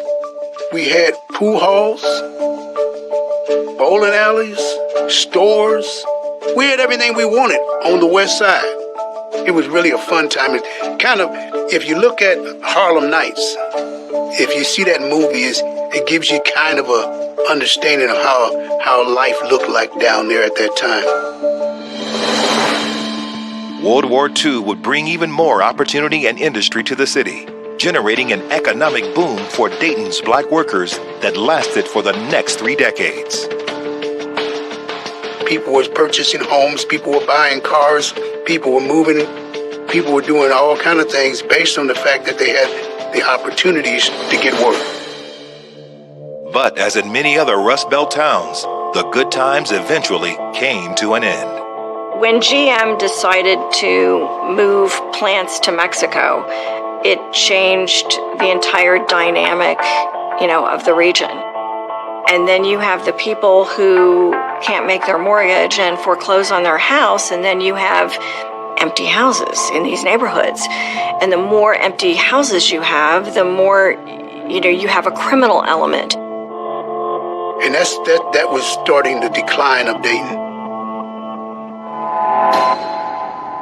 Dayton's west side fell into disrepair, and the interstate system created even more problems. You have 2 major arteries, Interstate 75 and Interstate 70 passing through. There's a lot of drugs that come through that way. In the 80s and 90s, the crack cocaine epidemic had devastating results on the community. Crack literally broke the backs of our women in our community. It destroyed our men. We start seeing more guys about to go to prison, more guys going to the jail, more guys homeless that wasn't even taking care of their children. You start seeing during that time, single family households had to be about 60% in Dayton, Ohio. So them young men back then, them young women, where are they gonna go? And I'm thinking about it, you got me even thinking, it was like, oh my God, we were not on the incline then, we were on a decline. As incarceration starts to pick up, then you have a lot of kids in a single family households because of their, family member being in jail or something like this. Some of these kids did not have anyone that cared for them. So they looked to each other as family because they didn't have parents at home that cared. We had empty streets downtown, shop owners that were having a hard time keeping it going and staying afloat. So it was a strange time, the early 90s, a time of struggle in downtown Dayton for sure. By Christmas of 1992, community leaders were making efforts to revive Dayton in hopes of getting the city back on track. They were trying to get people from the suburbs and outlying cities to come to Dayton over the holidays and enjoy the arcade, enjoy the holiday decorations downtown. There was a big Christmas tree in Courthouse Square. As excited revelers gathered downtown to celebrate the city's resurgence, no one could have predicted the level of violence that was about to descend upon the entire city. Around 10 p.m. on Christmas Eve, Dayton police respond to a shooting on Neal Avenue in Dayton's northwest side. They find a teenage girl shot to death in an apparent robbery. The victim was laying on the sidewalk outside of the phone booth. One of the things that stood out was it was cold, and she had no coat and she had no shoes. We figured she had walked there. There were no vehicles there, and figured she lived somewhere nearby or was coming from somewhere nearby. But you would not, even if you were close, go out in this weather without a coat, and you certainly would not go out without shoes. We figured it's probably a pair of high-dollar tennis shoes or something like that, because we've had people robbed for less. When you look at homicide as a detective, you walk into something and you start processing it immediately. What do I have here? What is this? Is this domestic violence? Is this a drug deal? And I think that when they were looking at that, it didn't add up. There were youth issues in Dayton. There was a lot of kids downtown skipping school. There were gangs operating, dealing drugs. A lot of us wondered whether it was a gang initiation. The victim is identified as 18-year-old West Dayton resident Danita Gillette. Danita Danielle Gillette is my youngest sister. And when my mother got pregnant with my sister, I was so thrilled. And as soon as she was born, I took her everywhere with me. She was a daredevil. So she was always riding her bike, doing the wheelies. She had no fear. I was a big sister. I loved to tease my baby sister. She hated that. And I was like, well, tell me more about these boys. And she was like, no, so she would go away. She looked at me more as a mother figure, as a mini mom. So, of course, she didn't want to talk to me about boys. She didn't want to talk to me about developing. A funny thing happened one time. I was talking to my mom, and my sister came out of the bathroom with a towel on. And I made a comment like, ooh, you're developing. Why did I say that? She ran to the bedroom and basically was hiding. I embarrassed her. So, but I was used to doing that. She knew I would do that. I just was teasing. But I loved my sister. My sister was so funny like that. She would get so tickled. Danita welcomed a daughter into the world in 1990. Although she was still a senior in high school, Danita was determined to be both a mom and a graduate. Danita was an amazing mom. And people talk about it all the time. Even being at the young age that she is, she started putting things in place. While she was at work, my mother had my niece. And then on the weekends, I had her every weekend. So we had her covered for her to be able to do that. And then in between all of that, when she got off of work, of course, she was loving on her baby. It's really hard to be a working mom, going to school, and taking care of a little one too. So what we tried to do is help during the day while she was already occupied. And then after those hours, she loved on her daughter. She was always eager to see her daughter. Her plan was, I'm not going to just finish high school, I'm going to college. And so when I saw the paper that said she was accepted to St. Clair Community College, I was like, oh my goodness. Made me even more proud. But now Danita's young life has been cut short, and detectives began to build a timeline of her day. On Christmas Eve morning, Danita left for her job on Dayton's northwest side.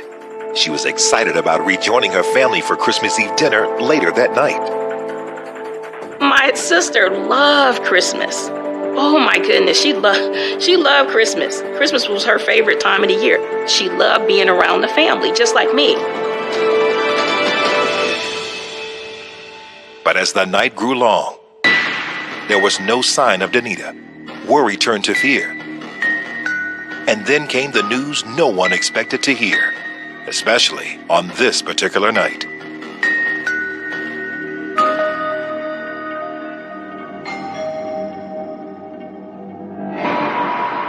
Making a death notification is always difficult, and certainly Christmas Eve does not make it any better.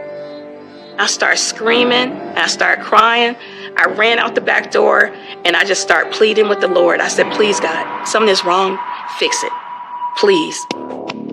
Back on Neal Avenue, detectives start knocking on doors, looking for any possible leads. Instead, they're met with an eerie and deafening silence. We always do a neighborhood canvass, Christmas Eve or not. The problem was everything shut down. It's wintertime and it's cold. Everybody has their doors and windows shut, and nothing came up that was helpful.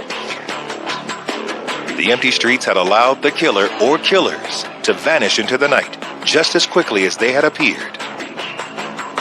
There's 7 spent shell casings, but they're all the same caliber, so we're assuming all from the same gun. There's really no way to tell. Obviously, there's one person there, but are there 2, 3, 4, 5, 6? There's no way of telling at that point. The frightening answer to that question will soon come back to haunt detectives and will leave the entire city of Dayton fearing, who's next? I do not believe that robbery was the motive. I think killing was the motive. They were not going to stop. There were going to be more and more people dying, and it could be anyone. Dayton police are investigating the brutal murder of 18-year-old Danita Gillette, who was shot on Christmas Eve. Obviously, we wanted to know, did Danita have a boyfriend that was upset with her? The family was helpful with background, but they had no idea what occurred. She was a good person, a good law-abiding person. She wasn't the kind of person who was living a lifestyle that would attract violence. She was just a young woman living her life. Detectives zero in on Danita's missing clothes as a potential motive. All she had was a book bag, a flannel jacket, but she had on these fancy gym shoes because that was her thing. She still was a young person. Young people like certain things. Her thing was fancy gym shoes. Those gym shoes probably cost $200. We're considering this to be a robbery. So we're going to look at robberies in that area, similar type crimes in that area, to see if maybe someone else was robbed in similar fashion. For all we know, they could stop somebody 5 blocks away an hour later wearing that. The question of why Danita was killed is baffling enough to detectives, but how she was killed raises even more questions. The thing that was odd at this scene was that there was a strange form of ammunition, blazer, a .25 caliber, and it was something that was used on shooting ranges for practice. Not the kind of ammunition that you'd see normally in like a gang shooting or a robbery. It was fairly new at the time. It's just cheap range ammunition. And that, of course, that was our biggest clue, to be honest with you, at that time, was we had something that was unusual. As Dayton wakes to what should be the joyous sounds of Christmas morning, reports of Danita's vicious murder bring a hush over the city. People were afraid. I mean, they really were. It was so random. Little did they know, Christmas in Dayton was about to get even more frightening. Just hours after Danita was gunned down, detectives respond to yet another murder. This time, it's a 19-year-old male named Richmond Maddox. He's been executed in the driver's seat of his car. When you get to the scene, again, it's winter. The windows are all up. He's not shot through an open window or anything. And by the blood spatter, we can tell that there was somebody in the passenger seat. Blood, when it moves, it's not rocket science. It's just like spraying a Windex bottle. If there's something in the path, you're going to see an absence in the pattern on the window glass. And there was an absence in the pattern, so the person that shot Richmond was inside the car at the time. One of the things that we had at this scene that we lacked at Danita's scene was we had a witness. He didn't know what was going on, didn't know motive or anything, obviously, but what he did know was heard a shot and saw a black female jump from the moving car. And it was moving, he said, probably doing 15, 20 miles an hour. That's pretty gutsy to jump out of a moving car like that. Who shoots somebody while they're driving them somewhere? Someone shot this person and jumped out of the car while it was still moving. So you had two situations that made no sense. I'm thinking Same general area. It's a shooting. We're gonna find the .25 caliber ammunition there, but we didn't. And our evidence crews go through the car with a fine-tooth comb. In fact, investigators don't find any ammunition at all. That not only means that he wasn't shot with that .25 automatic, it means he was probably shot with a revolver or a Derringer because they retained the casing. And they're actually relieved because now they've got two random things that don't make sense. But they look and they go, different ammunition, might be different people. Okay, that's good. Thank you. Like Danita, Richmond doesn't seem to have any enemies that might want him dead. He had a few run-ins here and there, but nothing major. Really nothing that would say, oh, let's go this direction. He has a drug history. He has this. It wasn't anything like that. There was a possibility that crossed our mind, maybe he knows his assailant, only because they're in the car.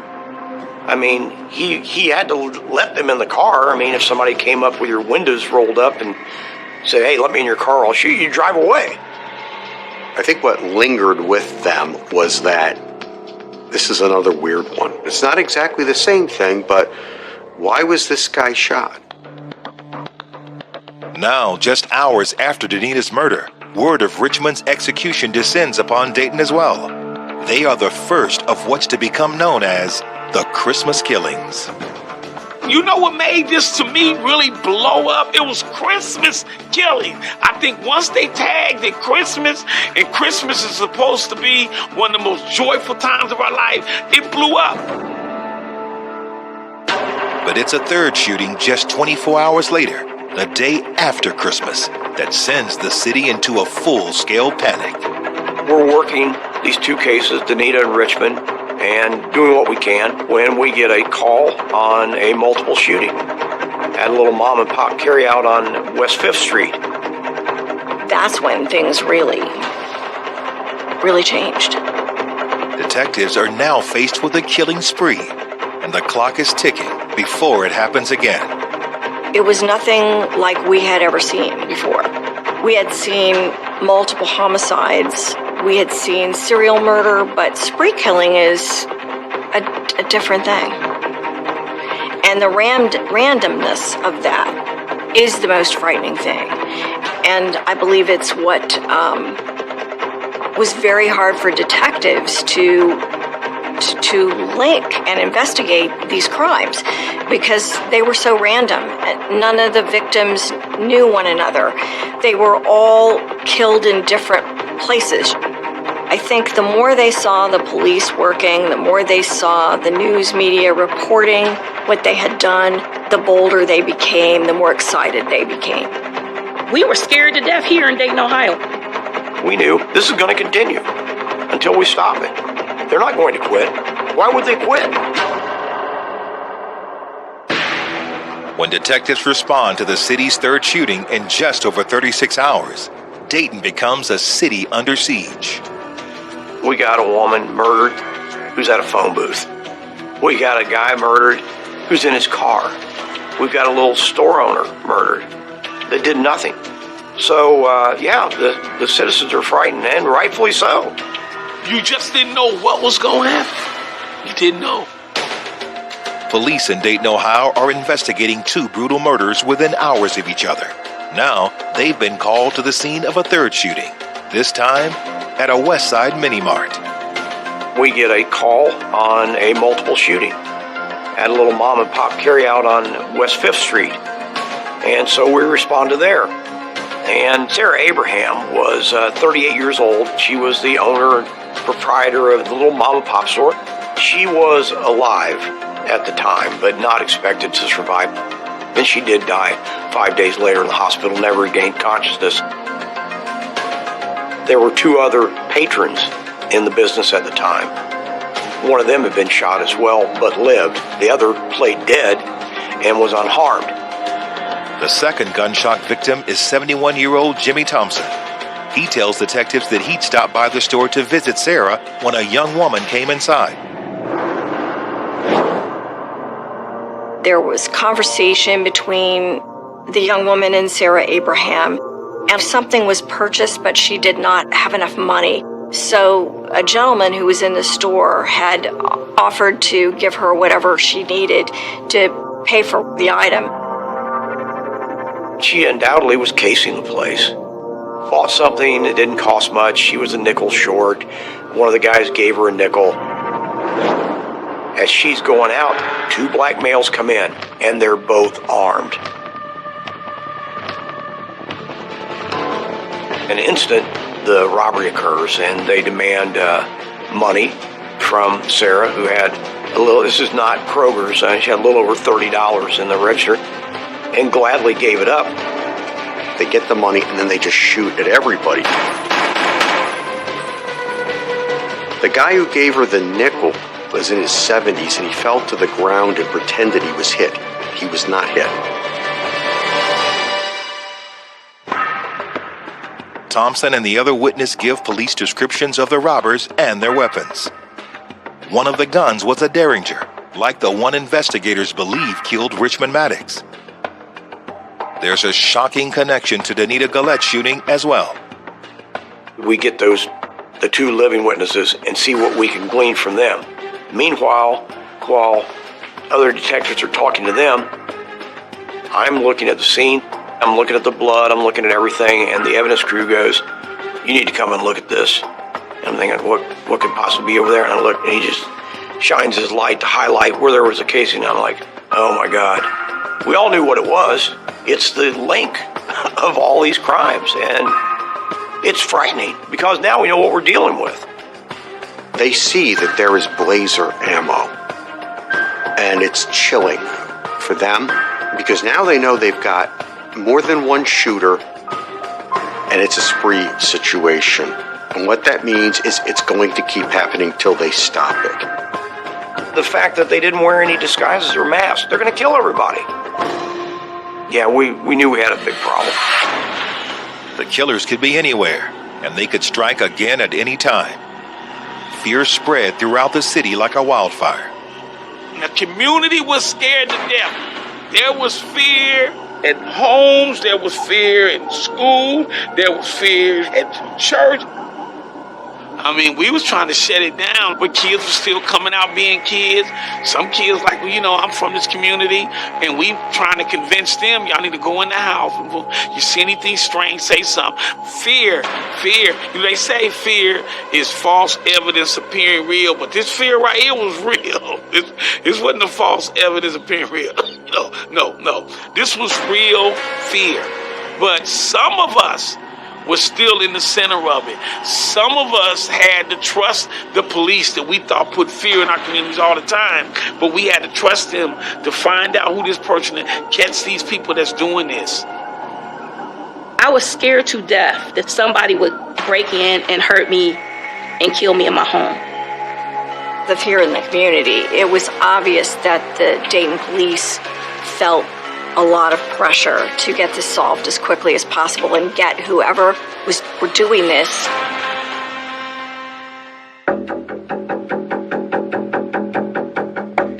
We're calling records saying, come up with anybody that's been shot at in the last, 48 hours, anybody that's been robbed, any stolen cars, things like that. And it turned out that the same day that Danita Gallette was killed, there were other events involving people who were shot at but were not hit. We have another lady who was out in the county. She was getting air in her tires, and they came up armed, 2 black males, again armed, and shot at her, trying to kill her, even though she was running from her car, and they took her car. It was a Dodge Shadow, and we had the registration. Now we had a car to look for. And we immediately got that information out to our uniformed officers. The question is whether investigators will be able to find them before they strike again. This didn't all happen on the same city block. It happened scattered throughout northwest Dayton. So there was a large area to cover. That's a lot of people who are potential next victims. Like probably tens of thousands of people thinking, like, am I going to be next? This fear right here was real because nobody knew. Purge is the movie. That's what it felt like, a purge. That's what it felt like, because you never knew what was going to happen. A string of murders over the 1992 Christmas holidays has the police and residents of Dayton, Ohio on high alert. These people were killing because they could. And what was scary was they were getting away with it. And police knew they had to get a handle on this or this would just keep going and going and going. It was frightening. The media has their job to do, but it certainly didn't help us. I mean, it's all out panic. Every news story, every newspaper, every, breaking news, there's another murder. But we felt an obligation, me and about 15 other guys, okay, we got to let people know, don't be out at night. If you see a car, don't walk up to the car. Don't run in the woods if somebody chasing you. We were scared to death in this city. Investigators have connected the shootings to a group of 3 suspects, but they don't have much more than that to go on. We're getting some descriptions, but we don't have any real identifiers. Nobody has a tattoo on their head or their face or anything like that. It's your 2 black males and a black female and general sizes, complexion, stuff like that, which limits it to about 100,000 people, unfortunately. They release information about the shooters and their stolen vehicle to the media, hoping someone will recognize them. Within hours, they receive a call from 17-year-old Nicholas Woodson. The individual just called 911, said he needed to talk to somebody right away. He'd be at the phone booth at the corner of whatever street he was at. We went and got him, and he started naming names and what was going on. And then that's just the floodgates open. Woodson tells police the spree killers are all members of a group of teens known as the Downtown Posse. He was kind of the periphery of the group, but he was with the group and knew what was going on. Marvelous Keene is the leader. His girlfriend, Laura Taylor, is one of the recruiters that would go around and tell people, come on, join up with us. According to Woodson, the 2 convenience store gunmen were 19-year-old Marvelous Keene and DeMarcus Smith. A 4th member, 20-year-old Heather Matthews, was also there. Prior to that shooting, however, Woodson says the group showed him the body of another victim. Did they tell you what you were going to do when you got to that house? Mm-mm. Did they already tell you there's a man there dead? Mm-mm. Okay, what happened when you got inside? So I went in there, and I saw this dead guy was laying on the bed. I was like, nah, take me home. So they was eating stuff. I was like, they thought it was funny. Woodson says 2 other people were in the house as well. 16-year-old Wendy Cottrell and 18-year-old Marvin Washington. But the posse decided they were snitches and asked Woodson to help kill them. He says that's when he decided to come to the police. He was terrified that since he wasn't involved in everything, hands-on, that he was going to be killed. So he decided to call us and get some protection and give us the information. Woodson tells detectives that the group's current hideout is a home on Dayton's west side. Obviously, we get information out to our uniform crews. Here's the house on Kumler. This is where they frequent, so be out there and be looking and be careful. One of the patrol officers, Lieutenant John Huber, is in the vicinity and spots the black Dodge Shadow. Lieutenant Huber actually saw people entering the car and knew the car was occupied. Basically, every crew in the city is being directed to where he's going to try to stop this car. And we're headed that way, too. Everybody's going that way because this had potential to be like Bonnie and Clyde. They're going to go out with a blaze of glory. Fortunately for everyone in Dayton, the crew is taken down without incident. All 4 suspects, Keene, Taylor, Matthews, and Smith, are arrested and taken into custody. Investigators realize the plates on the carjacked Dodge Shadow have been stolen from yet another victim, 34-year-old Joseph Wilkerson. My partner and I go out to check that residence. Immediately we know what we've got because once you smell a decomposing body, you know the odor. And we find Joseph Wilkerson. He had been shot twice, once in the chest, once in the head. He was tied to his bedpost, spread eagle. The house had been ransacked. Wilkerson is the same victim Nicholas Woodson had described to police during his interview. And he's obviously dead, but, you know, we start peeling layers away because you never know what evidence you're going to find. We did find the .25 caliber shell casing. It's one of those where you call your partners on the phone who are doing the interviews and say, let me tell you something, we've got another one. Murder is an unfortunate reality in every city in the United States, but a group of teenagers on a Christmas murder spree is difficult to comprehend. What's stupid about it is the things they got from my sister and the other individuals that were involved in this killing spree. If they had just worked a job for 1 month, they would have had more money in their pocket than they received by killing these individuals and just robbing them. It wasn't just my sister. My sister was one of the young people that was killed during that week, but the 4 that was involved, they lost their life too. Their life was ruined. After 3 days and a string of murders, the downtown posse is in police custody. Investigators begin their questioning with the group's youngest member, 15-year-old Laura Taylor. Laura Taylor had been in the junior ROTC. Her parents were working people who were not in trouble themselves. And then she hooked up with Marvalis Keene, and they later told police that they could no longer control her once she was with Marvalis. When you have a lengthy interview, we're always compelled to make sure that they're comfortable. So I said, do you need to use the restroom? She stands up, never says a word, urinates on the floor, sits back down. Yeah, we're done. I know there's nothing we could say or do at that point. The other members of the posse turn out to be more cooperative. Marvalis Keene was a small-time criminal, in and out of trouble constantly, estranged from his family.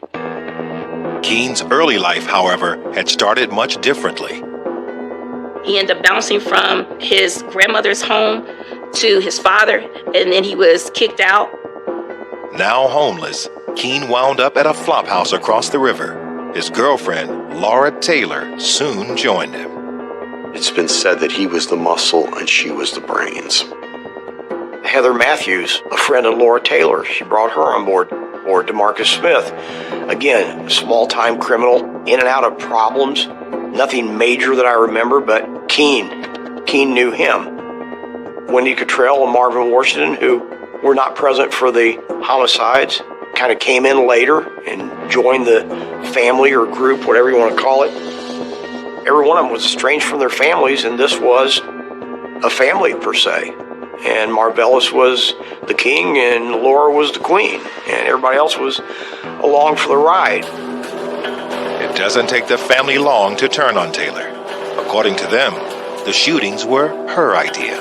Prior to the Christmas holiday, I believe it was the night before, Laura told the group that she wanted to get some drama in their lives. It was shocking that a 15-year-old girl was involved, and it was shocking to us that she appeared to be the ringleader and that it was her idea to create some drama.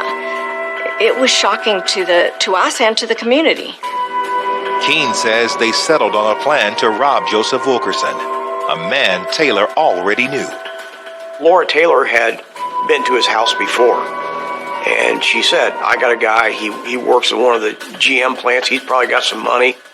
I'll take Heather, and we'll say he'll be in for an orgy. And he was. He answered the door and let him in. They, of course, leave it unlocked, and then Marvalis comes in. You had the girls tie him up? Mm-hmm. Okay, what happened now? I started. You shot him? Where'd you shoot him? What part of the body? Chest. They killed him? Did he die right then? Mm-hmm. Who was in the room with you, Val, when you shot him? Me, Laura, and Heather. They both went in the room when you shot him? Did one of them shoot him also? Yeah. Which one? Laura shot him? Where'd she shoot him? In the head. They go out and ransack the house. They find a .32 caliber Derringer there. That's where the second gun becomes involved. According to Smith, they came across Danita Gillette later that evening at the phone booth, and Keene decided to rob her. She got no money. Then he would take off her shoes and that flannel, like that. So she took it off. Then we, I thought we'd be about to leave, and dude was like, "Merry Christmas, bitch." Pow, pow, pow. Then I saw one time like, pow. Matthews says Taylor then came up with a plan to rob her ex-boyfriend, Richmond Maddox. When he resisted, Laura ended up killing him instead. She jumped out the car, and the car ran into a tree, so she started running. And I thought he had pushed her out. The way it looked to me, he had pushed her out the car. Okay. Then when we went down, we picked her up, and she was like, she was like, I shot him in the head. I shot him in the head. She had blood all over him. The drama continued on the 26th when Keene and Smith stole the Dodge Shadow from a gas station and used it to rob the mini-mart. Was there discussion about going in and robbing the store? Yes, there was. Okay, tell me what that discussion was about. How did it decide to be done? But they was going to have Lauren go in first and act like she buying something. Laura go in first? Yeah. Okay. Then they was going to walk in and look around and ask for something. Then they was going to rob them and take their money. Keene had other plans, however. How much she give you? It was $41 bills. $41 bill. You had a gun pointed at her? Yeah. Okay. Did she resist in any way, or she just gave you the money? She just gave me the money. How many times did you shoot her? 2 times, I think. Where'd you shoot her? Her face. But the thing that I think shocks most average people is, of the ones who confess, it was matter of fact. We did this, then we did that. And it's just like me sitting here talking to you. Between the group's statements and the evidence collected so far, police have enough to charge them all with multiple counts of murder. The city of Dayton can finally breathe a sigh of relief. Or can they? I get a call from Reverend Head, Bill Head. He was a minister in the west side of Dayton. He's like, Doyle, you're not going to believe this. He goes, Laura Taylor, I went over here to minister to her in the juvenile detention facility. He goes, she told me where 2 more bodies are. Dayton, Ohio is left reeling after the worst murder spree in the city's history. But even more shocking than the crimes are the identities of the killers. I think that people living in the area where these crimes occurred were very relieved that these people were in custody. But I also think they were very shocked at the ages of the suspects, especially Laura, being so young. It's the ages and the mindsets of the suspects. It's hard to wrap your head around. These are primarily kids. According to Taylor, there are still 2 more victims police haven't found. Fringe Posse members Wendy Cottrell and Marvin Washington. Wendy and Marvin were boyfriend-girlfriend. Marvin was a black male, Wendy was a white female. And by virtue of that, each one of them knew someone else in the group. It was another good pickup, per se, for them. They could have more people. Another girl they could use to maybe try to entice some of these guys to be robbery victims unknowingly. But they came in late. At the end of the day, they were not going to be on board with this. Like everybody else was just, bragging about it. So Marvellus decided they had to be eliminated. Their bodies have been left at a gravel pit outside of town. Did Wendy and Marvin know at that time? Were they scared? Did they know what was going to happen to them? We walked them around behind one of the dirt piles.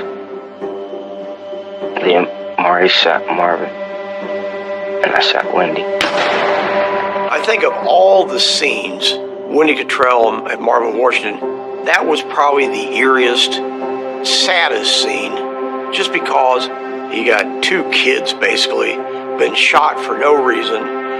You're physically and mentally exhausted from working this case anyway. And you just stand there and you're just like,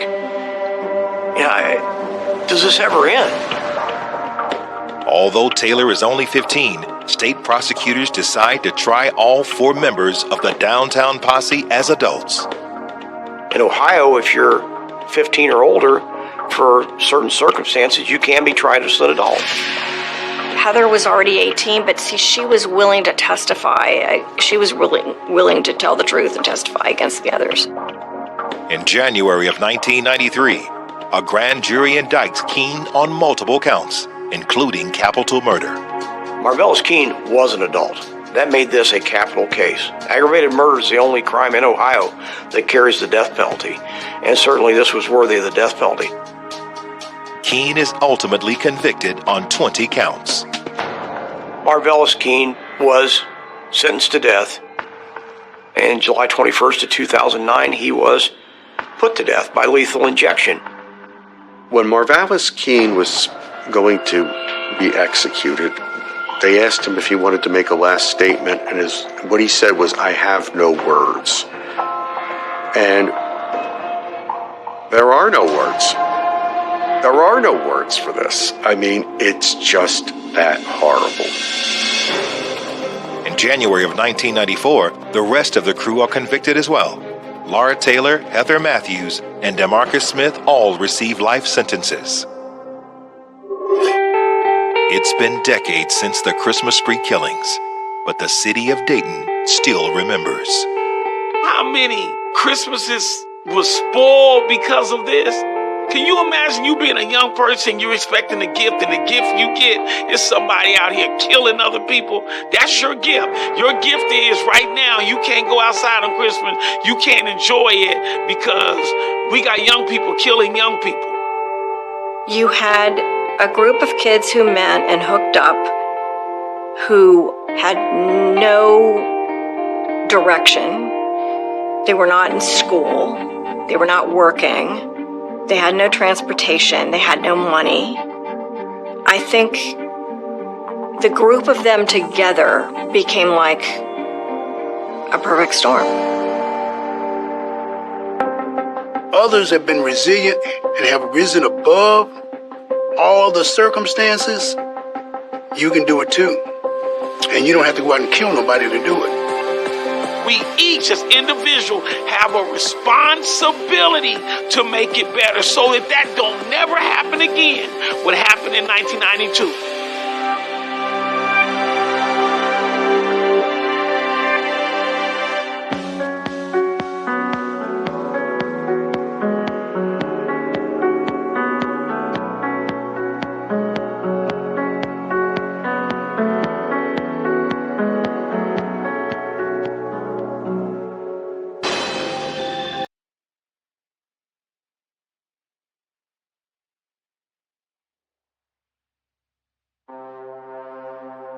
The small town of Jasper is quintessential East Texas.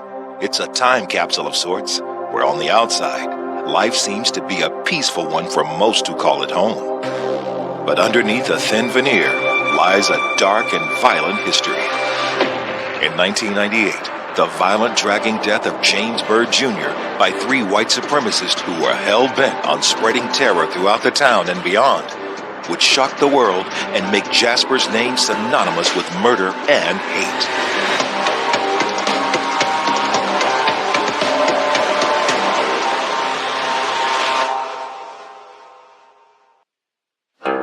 Jasper is located deep in the heart of East Texas. It's just a 2-hour drive from Houston, but it might as well be a world away. I like the slow pace. Them other cities that I've been to, Houston, Dallas, and Beaumont, it's just everybody just seems like they're in a hurry. You know, it's slow going here. The people deeply care for one another. I'm amazed when someone gets sick.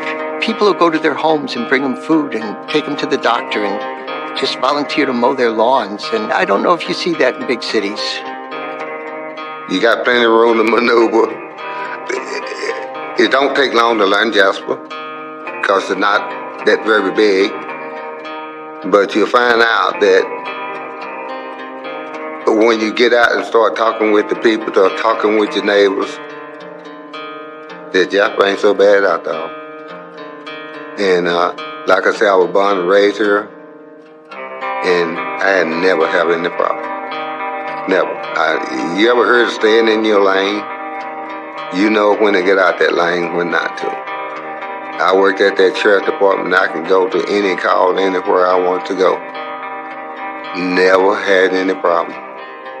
Never had to shoot nobody. And that's a blessing of the type of call that we went on during the time, because you have some of the guys that is irate, but you always gonna run into somebody at that call to know you. That's a big help. Hey, I know him, man. This guy's straight up, and it calms everything down. And that's what you need, is looking out for each other, regardless of what the color is. We all kind of bind together to make this a better place and set an example for the young generation, and they need it. Thanks to the vast forest that surrounded, Jasper got its start as a logging town and quickly rose to prominence as a major timber producer. We had a couple of big paper mills. Louisiana Pacific had a huge mill that hired lots of people. Most of the hard labor at the mills was done by former slaves who settled in Jasper after the Civil War. Many of their children followed suit and established a generational black workforce in the city. My father was a hard laborer. He worked, he drug the logs up on the platform with the conveyor belts and all this stuff. You have pride of working at that mill. And I guarantee you that everybody worked at that mill became like brothers. They looked out each other. Jasper's black population continued to grow and thrive over the next few decades. But like many other East Texas towns, racial equality moved at a snail's pace. Football is king in Texas, especially high school football. And so our old stadium that was built during the 1930s, the white people always sat in the middle and the African Americans sat on the two sides. By the 1990s, Jasper found itself at a pivotal crossroads. It could remain divided like a lot of the towns around it, or it could stand apart. Fortunately, Jasper chose the latter and became celebrated for its diversity. One of the best things they done for Jasper is to integrate. Was it hard when it first started? Yes, there were fights and stuff every day, but they learned to communicate with each other and learn to get along. My grandfather, R.C. Horn, was the first African-American mayor of Jasper, Texas. And I don't think anybody ever foreseen that. Jasper had a black mayor, a black school superintendent, and it considered itself a step above other East Texas and Southeast Texas communities. That was in their minds. We're doing okay racially. People were progressive. People started their own businesses and different things like that. So it was kind of like on the move. But in the summer of 1998, Jasper's racially harmonious identity would be shattered by one of the most heinous hate crimes in American history. June 7th, 1998. Just before 9 a.m. that Sunday morning, the Jasper County Sheriff's Office receives an emergency call on Huff Creek Road, east of the city. Huff Creek Road is a rural, very rural part of Jasper County. There had been an elderly gentleman on a Sunday morning coming to Jasper to pick up a paper, him and his grandson. And they drove up on the remains of a body in the middle of the road. The deputy that rolled on the scene first on the radio said it was really bad. Said that there's a possibility it may have been a hit and run wreck, the way he was describing it. And myself, coming from the highway patrol law enforcement career, I said, well, I better turn around and head back that way. And I started back, and they called me on the phone then and said, Sheriff, this is bad. You really need to step it up. When Sheriff Rolls gets there, he finds a scene worse than anything he could have imagined. The body had been dismembered. The head and shoulder was missing. It was just the torso and the legs there. And it appeared to me that it was possibly somebody had got run over and had hung up underneath the vehicle as the vehicle is driving. There was a dark stain that I had followed coming into it for about a mile and a half. It wasn't a tire mark, it was blood. We started walking that back from where the body was. It was like somebody that had been like water skiing behind the boat. The curve goes to the left, the body would go to the right. The curve would go to the right, the body would go to the left. And I said, something's not right here. And then we got to looking at the bodies around the ankles. And the ankles, the meat and stuff was gone around, like something had been tied around the ankle. Everything's going crazy in your mind now that, first of all, it wasn't going to be a pedestrian accident. Somebody was being drugged behind the vehicle. On a logging trail nearby, officers find a wallet that identifies the victim as 49-year-old James Byrd Jr. That just sucked the wind right out of me. His daddy was our baseball coach. And we had at their table and they had our table. We played together, went to school together. The only way that I can be a help to them now is do my job.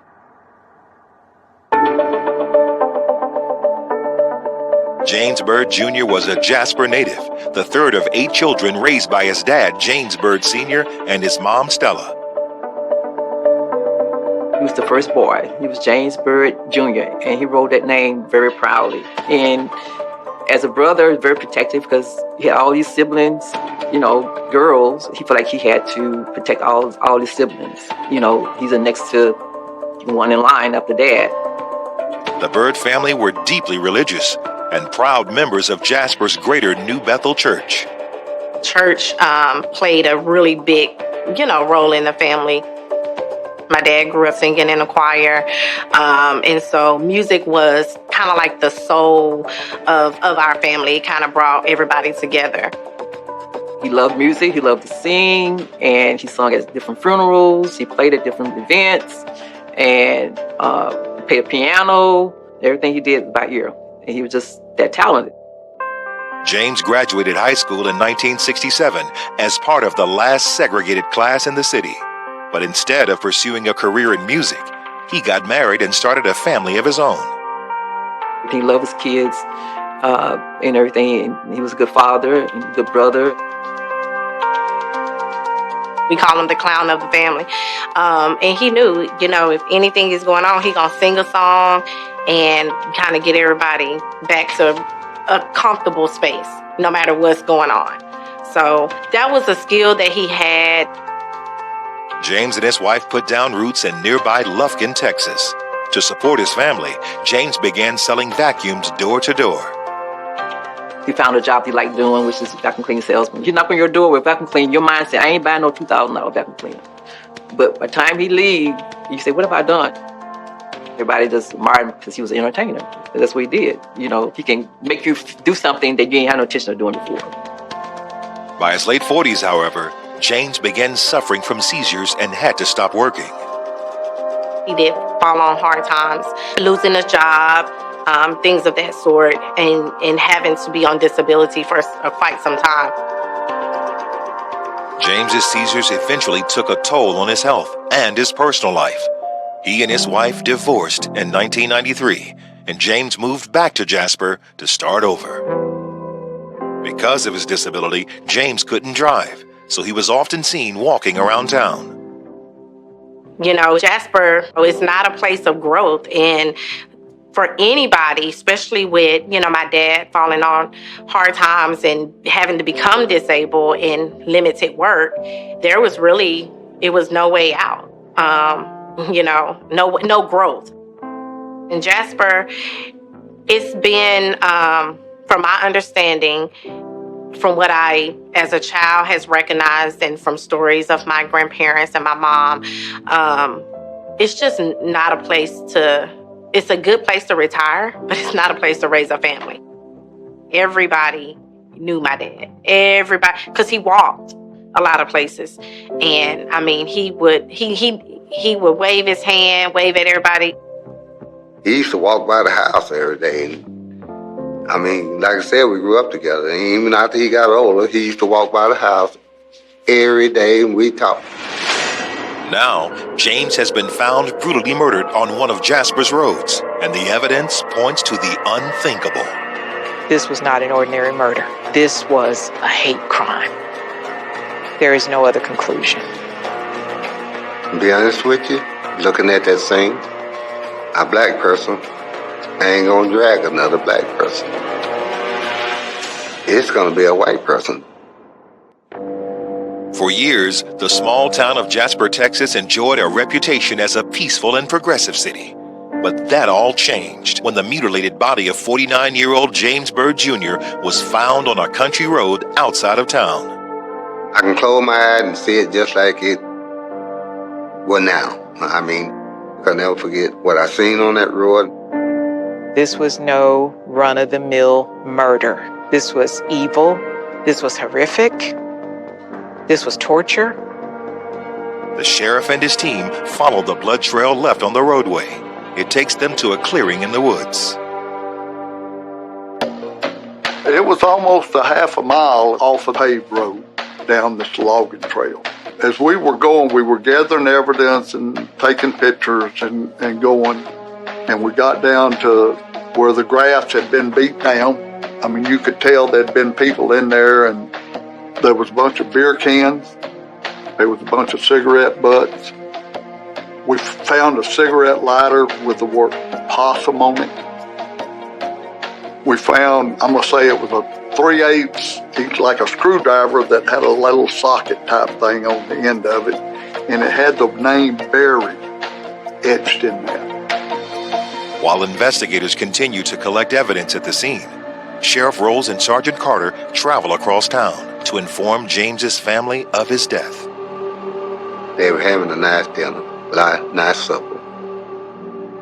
When we walked in, they asked us, hey, y'all want something to eat? And Billy said, no. We took our hats off, and Billy said, I'm afraid that I got some bad news. James Byrd had been killed. My heart just fell. I said, who would kill James? And I just started shivering. I said, that can't be. I'm almost kind of like in a trance. I'm like, this cannot be. Why me? Why my family? Why my dad? The sheriff saves the family from the horrific details of the murder for the time being. Instead, he makes a promise to the family. Sheriff Rose told him, we will find out who done this.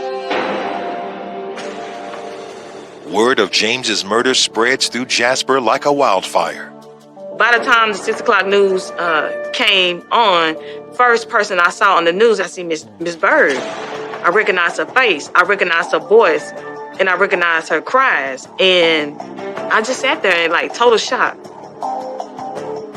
Having seen the news that night as well, a young man comes forward the next morning with crucial information. A 19-year-old kid was coming home after a date. About 1:50 in the morning, he passed James Byrd walking, and I didn't want to pick him up because I'd have to take him home or whatever. So he just drove past him.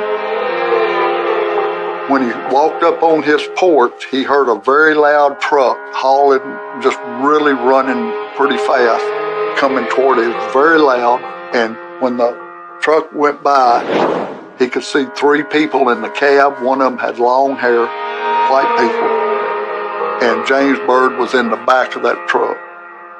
It was an old raggedy Ford pickup truck that was real loud, dark colored. I know that I got to find this truck, and I got to find this truck fast. I said, they're going to try to clean that truck. Deputies hit the streets in search of the vehicle. Fortunately for them, Jasper's a small town. Sergeant Carter spots it parked outside the local movie theater. I get out and look at the truck. I said, well, I be to myself, that's Sean Berry's truck. 23-year-old Sean Berry is a high school dropout and petty criminal who is already well known to police. He also happens to have the same last name as the tool found at the scene. Sergeant Carter finds out when Berry's shift at the theater ends, and he waits.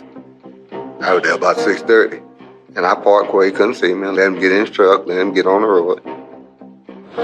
And he had a license plate light out, and I stopped. I said, man, you got a license plate light, what are you doing? He said, Mr. Carter, I've been intending to get that done.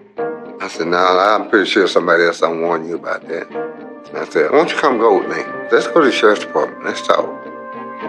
Police impound Berry's truck and file for a search warrant while he's interviewed by detectives.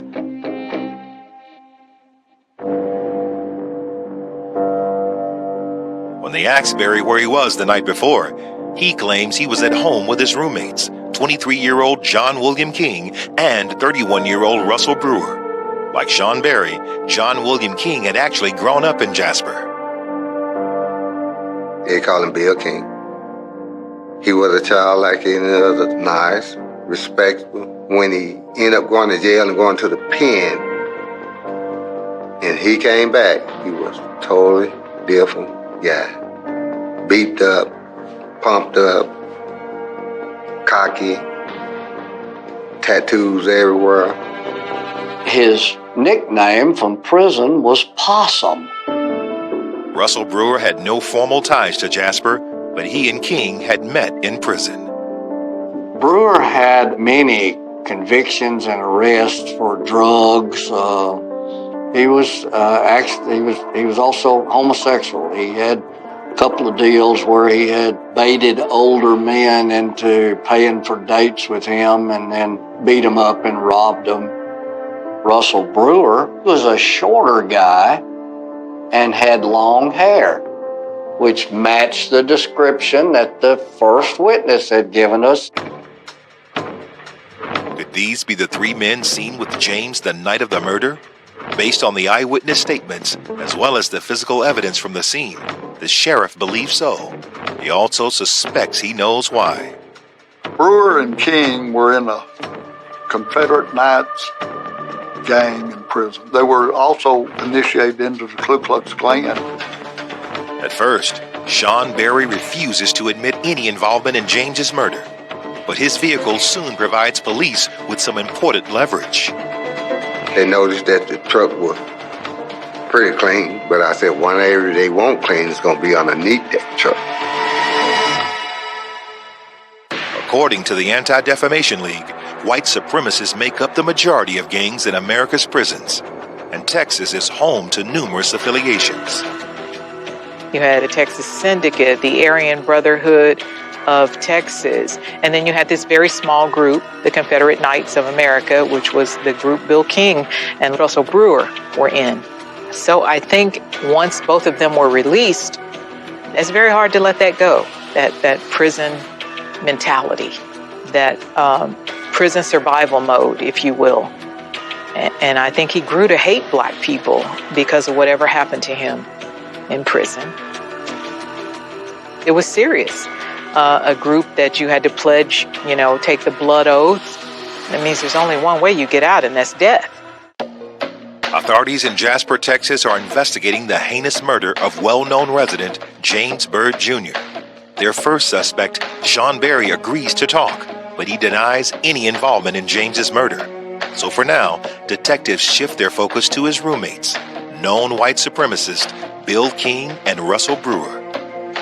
After we kind of identified the suspect, I told the sheriff, chief deputy, I'm going over and talk to him. So they put together a plan.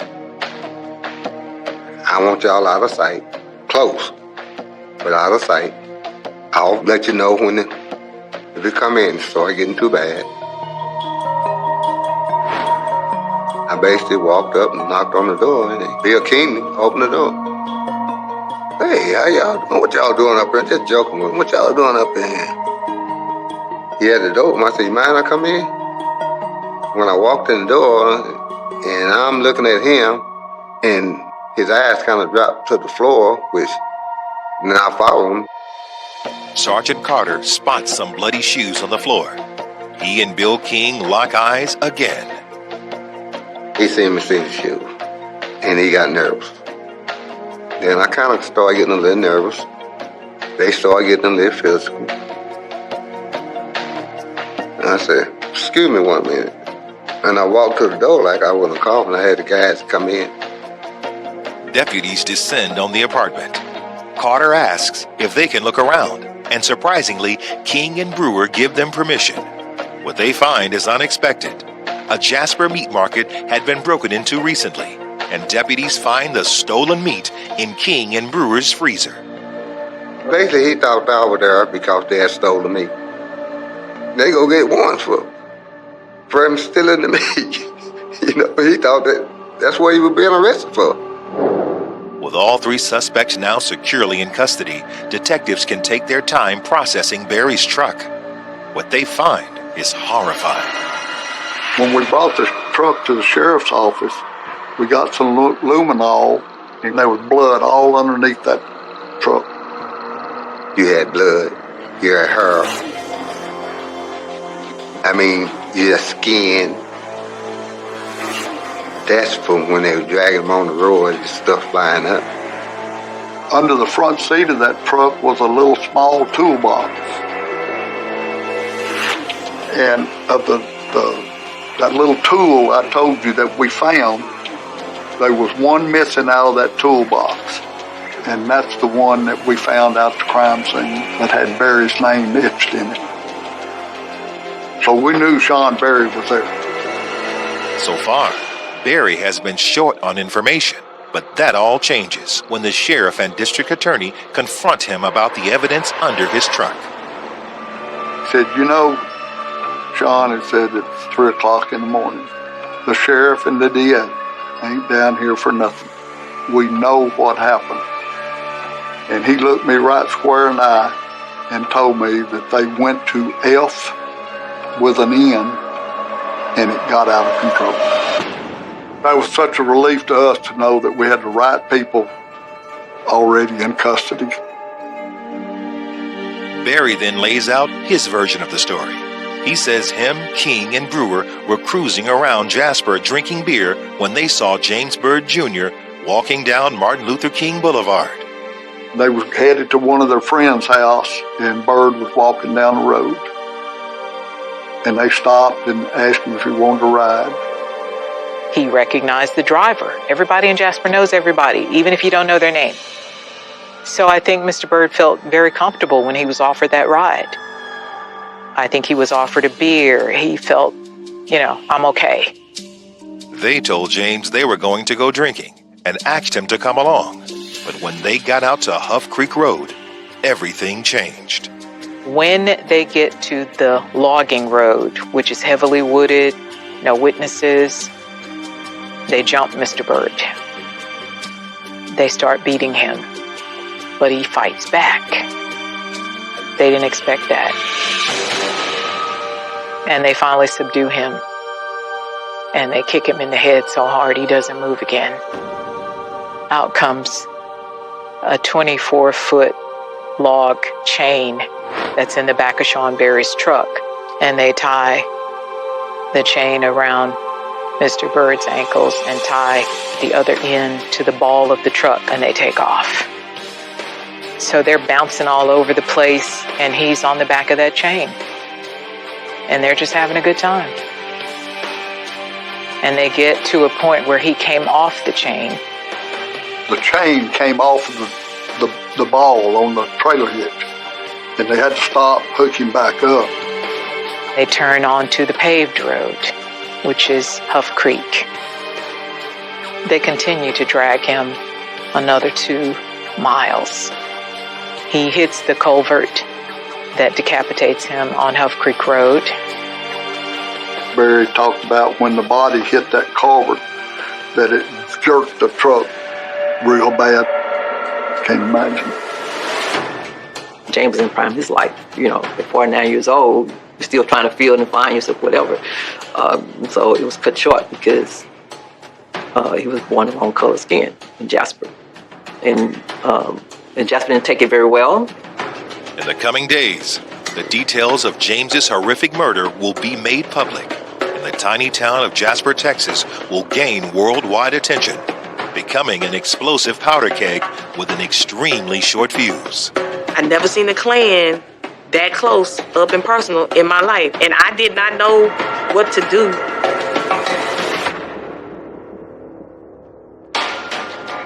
The day after Sean Berry's confession, Sheriff Billy Rolls drives to the FBI's office in Beaumont, Texas, to enlist their aid. I said, we're not to be the lead agency in this. This is to be a federal case. I knew this man had been murdered because he was black.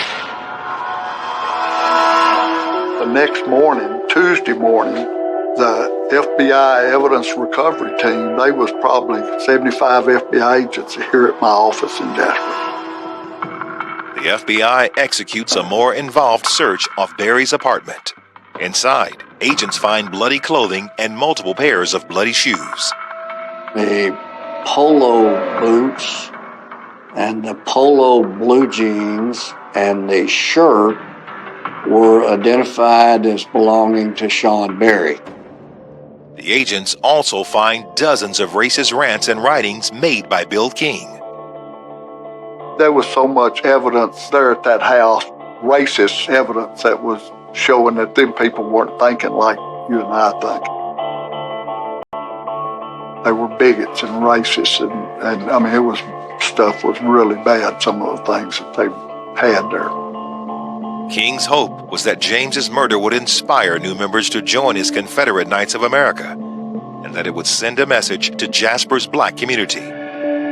Mr. Byrd was left in front of a black cemetery. Across the street was a black church. When you instill that kind of fear, you're sending a message.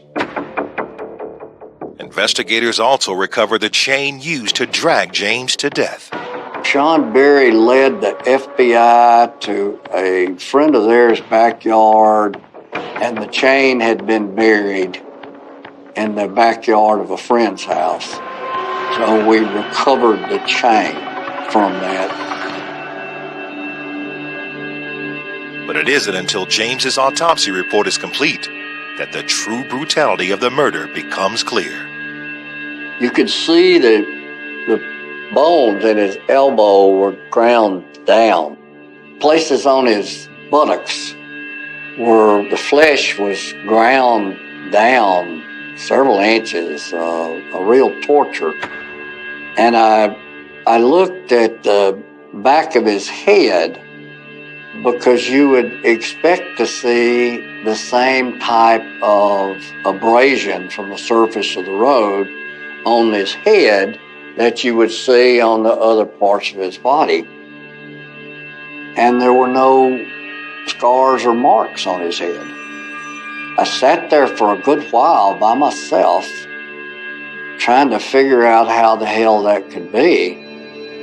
And then it dawned on me that he was alive when they were dragging him.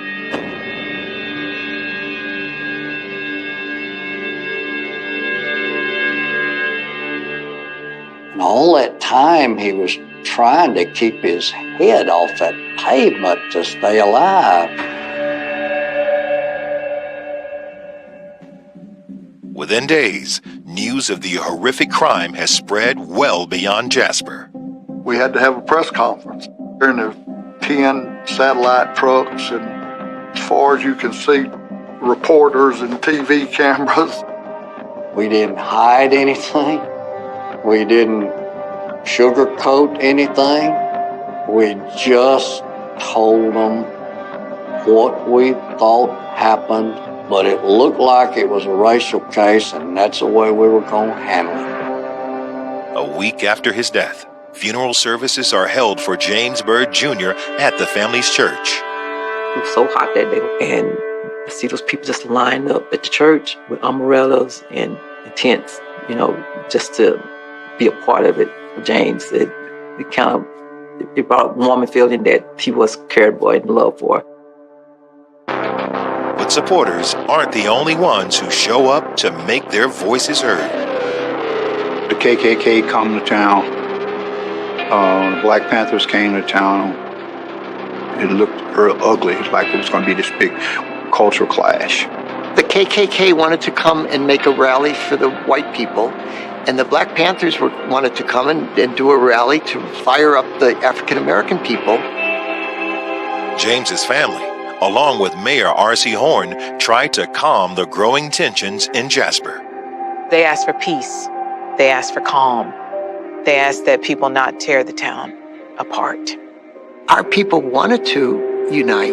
They didn't want this deep division. That certainly could have happened. But will the town of Jasper be able to keep that peace once the murder trials begin? If you don't convict them, you ain't done nothing.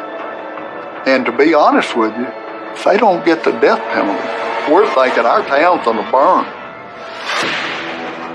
4 months after James Byrd Jr. was killed, another high-profile hate crime took place. This time, it was a gay Wyoming college student named Matthew Shepard. Their cases would become forever intertwined. Here was another tragic murder that happened the same year that Mr. Byrd was murdered, and we were hearing about this horrible case that was a hate crime based on his sexual orientation. The connection between the two is undeniable, because now you have the Matthew Shepard, James Byrd Jr. hate crime law that is federal legislation. After charging Bill King, Russell Brewer, and Sean Berry with the murder of James Byrd Jr., the district attorney announces he will be seeking the death penalty for all three. On February 16, 1999, supporters and protesters descend on the Jasper County Courthouse for the start of the first trial. The atmosphere was very tense. We had already seen a Klan rally and a Klan march, and we had already seen the opposing side, which was the new Black Panther Party that had come down from Dallas. You just had to have a row of law enforcement to keep these two groups separated. John William King, they tried him first because he was thought to be the mastermind of the crime, and I use the term loosely, mastermind. But he was the person that had all the tattoos. He was the person that had the black man hanging in his arm. Every day in court, especially that first day, he would come in the long sleeve shirts, the button down, because the defense attorneys desperately did not want jurors to see any evidence of these tattoos. So they were really stunned when out comes exhibit after exhibit after exhibit of Bill King with no shirt when he was arrested. The back of him, the front of him, the full sleeve arms. Prosecutors described King as a hate-filled racist, fueled by an insatiable drive to make a name for himself forever. I think there was a desire for John William King to look big, like a big man. Look at what I did. I've done something big and beautiful. I've taken the life of a black man, and I did it in such a horrific way. History will always remember me, remember my name. The evidence against him appears to be undeniable. Carelessly or intentionally, they left a lot of evidence. There was a nut wrench that had Berry scrawled on it. There was a cigarette lighter that had Possum, which was Bill King's prison name. So you have this trail of evidence along with the human remains. The sandals that he was wearing had James Byrd's blood.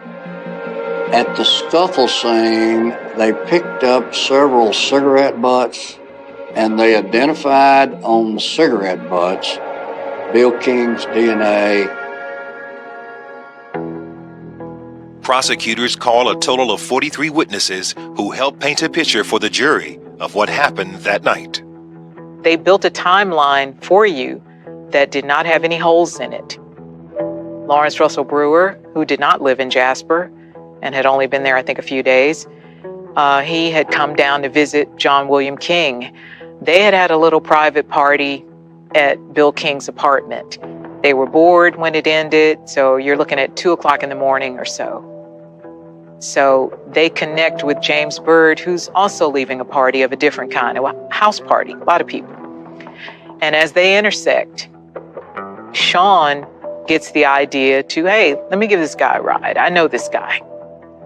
I think Mr. Byrd felt very comfortable when he was offered that ride, except they had a different agenda. You're not going home. And he knew something was the matter when they turned off onto that dirt road. It takes the jury only 2.5 hours to return a verdict.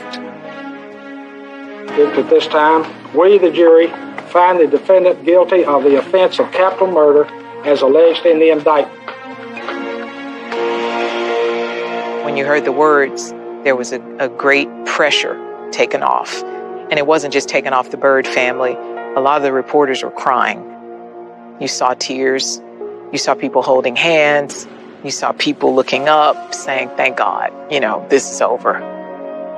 At sentencing, King receives the death penalty. John William King was the first white man sent to Texas death row for killing a black man in 100 years.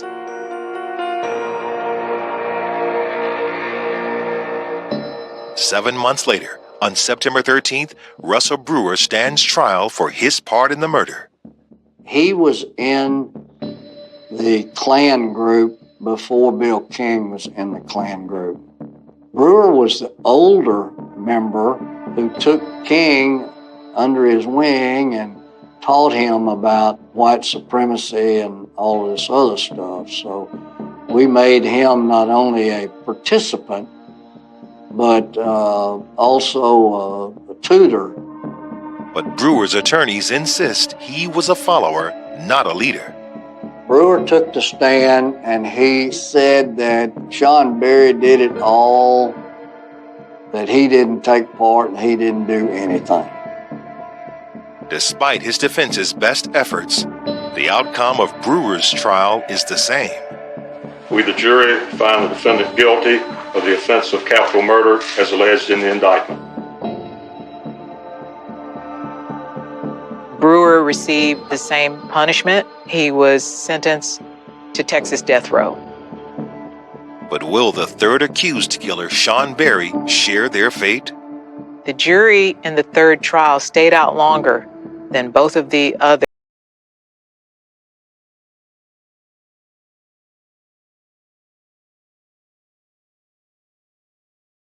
I just tried to prepare for the worst because white people have a history of getting off. In November 1999, Sean Berry stands trial for his alleged role in one of the worst hate crimes in American history. Unlike the other two convicted murderers, he has deep roots in Jasper and no history of racism. Sean Berry was fairly typical East Texas young man. He had black friends, he had white friends. He had no history of being part of the Klan. What his defense attorneys tried to do with Sean was show this loving young man who had made mistakes. And I remember the fact that Christy Marcantel, who was then his fiancée, the mother of his baby, she was allowed to sit at the defense table. So the jury saw that every day, the touches of her hand and that she would lean over. It was very intimate. It just really humanized him in a way that the other two could not be. To counteract the defense's strategy, prosecutors show the jury powerful evidence of Berry's involvement. They put Sean Berry at the front, not the rear, but at the front of who's responsible for this crime. And what they did from that moment on was, whose truck was it? Sean's. Whose chain was it? Sean's. Whose idea was it to give James Byrd Jr. a ride? Sean Allen Berry's idea. He had James Byrd's blood on both of his shoes. He had Byrd's blood on his pants leg and on the sleeve of his shirt. So he had more contact with James Byrd during the acts of violence than these other two guys did, according to the evidence. Still, the jury seems reluctant to convict him. The jury in the third trial stayed out longer Then both of the others, I think it was about 9 or 10 o'clock at night, they came out and told us they haven't reached a verdict. You guys can go home and come back tomorrow. So someone on that jury was really affected. When the jury returns the following day, they are finally able to reach a verdict.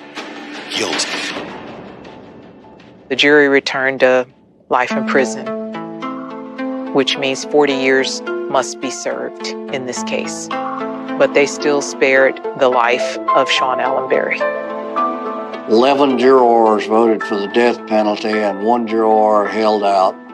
And in Texas, when you don't have a unanimous verdict for death penalty, the judge assesses life. The men who killed James Byrd Jr. were sent to prison for their crimes. But the town of Jasper still struggles to reconcile its future with its past. Those 3 individuals that lynched James Byrd Jr. and committed that heinous crime put a black cloud over Jasper, Texas, forever. We may have a scar across our neck from this thing, but everybody knows we convicted these 3 guys of capital murder. And 2 of them done been put to death. I have always said that the murder of James Byrd Jr. could have happened anywhere. It could have been a small town, a mid-sized city. It could have been a large metropolis. Anywhere hate lives, you can't legislate hearts. This country needs to change. Today, James Byrd's family keeps his memory alive through a foundation created in his name. My dad has a memorial park in his name. I go back there because I do have a 4-year-old, and I want him to know that this is his grandpa's park. And I show him a picture, and he just, and I say, Papa's in heaven.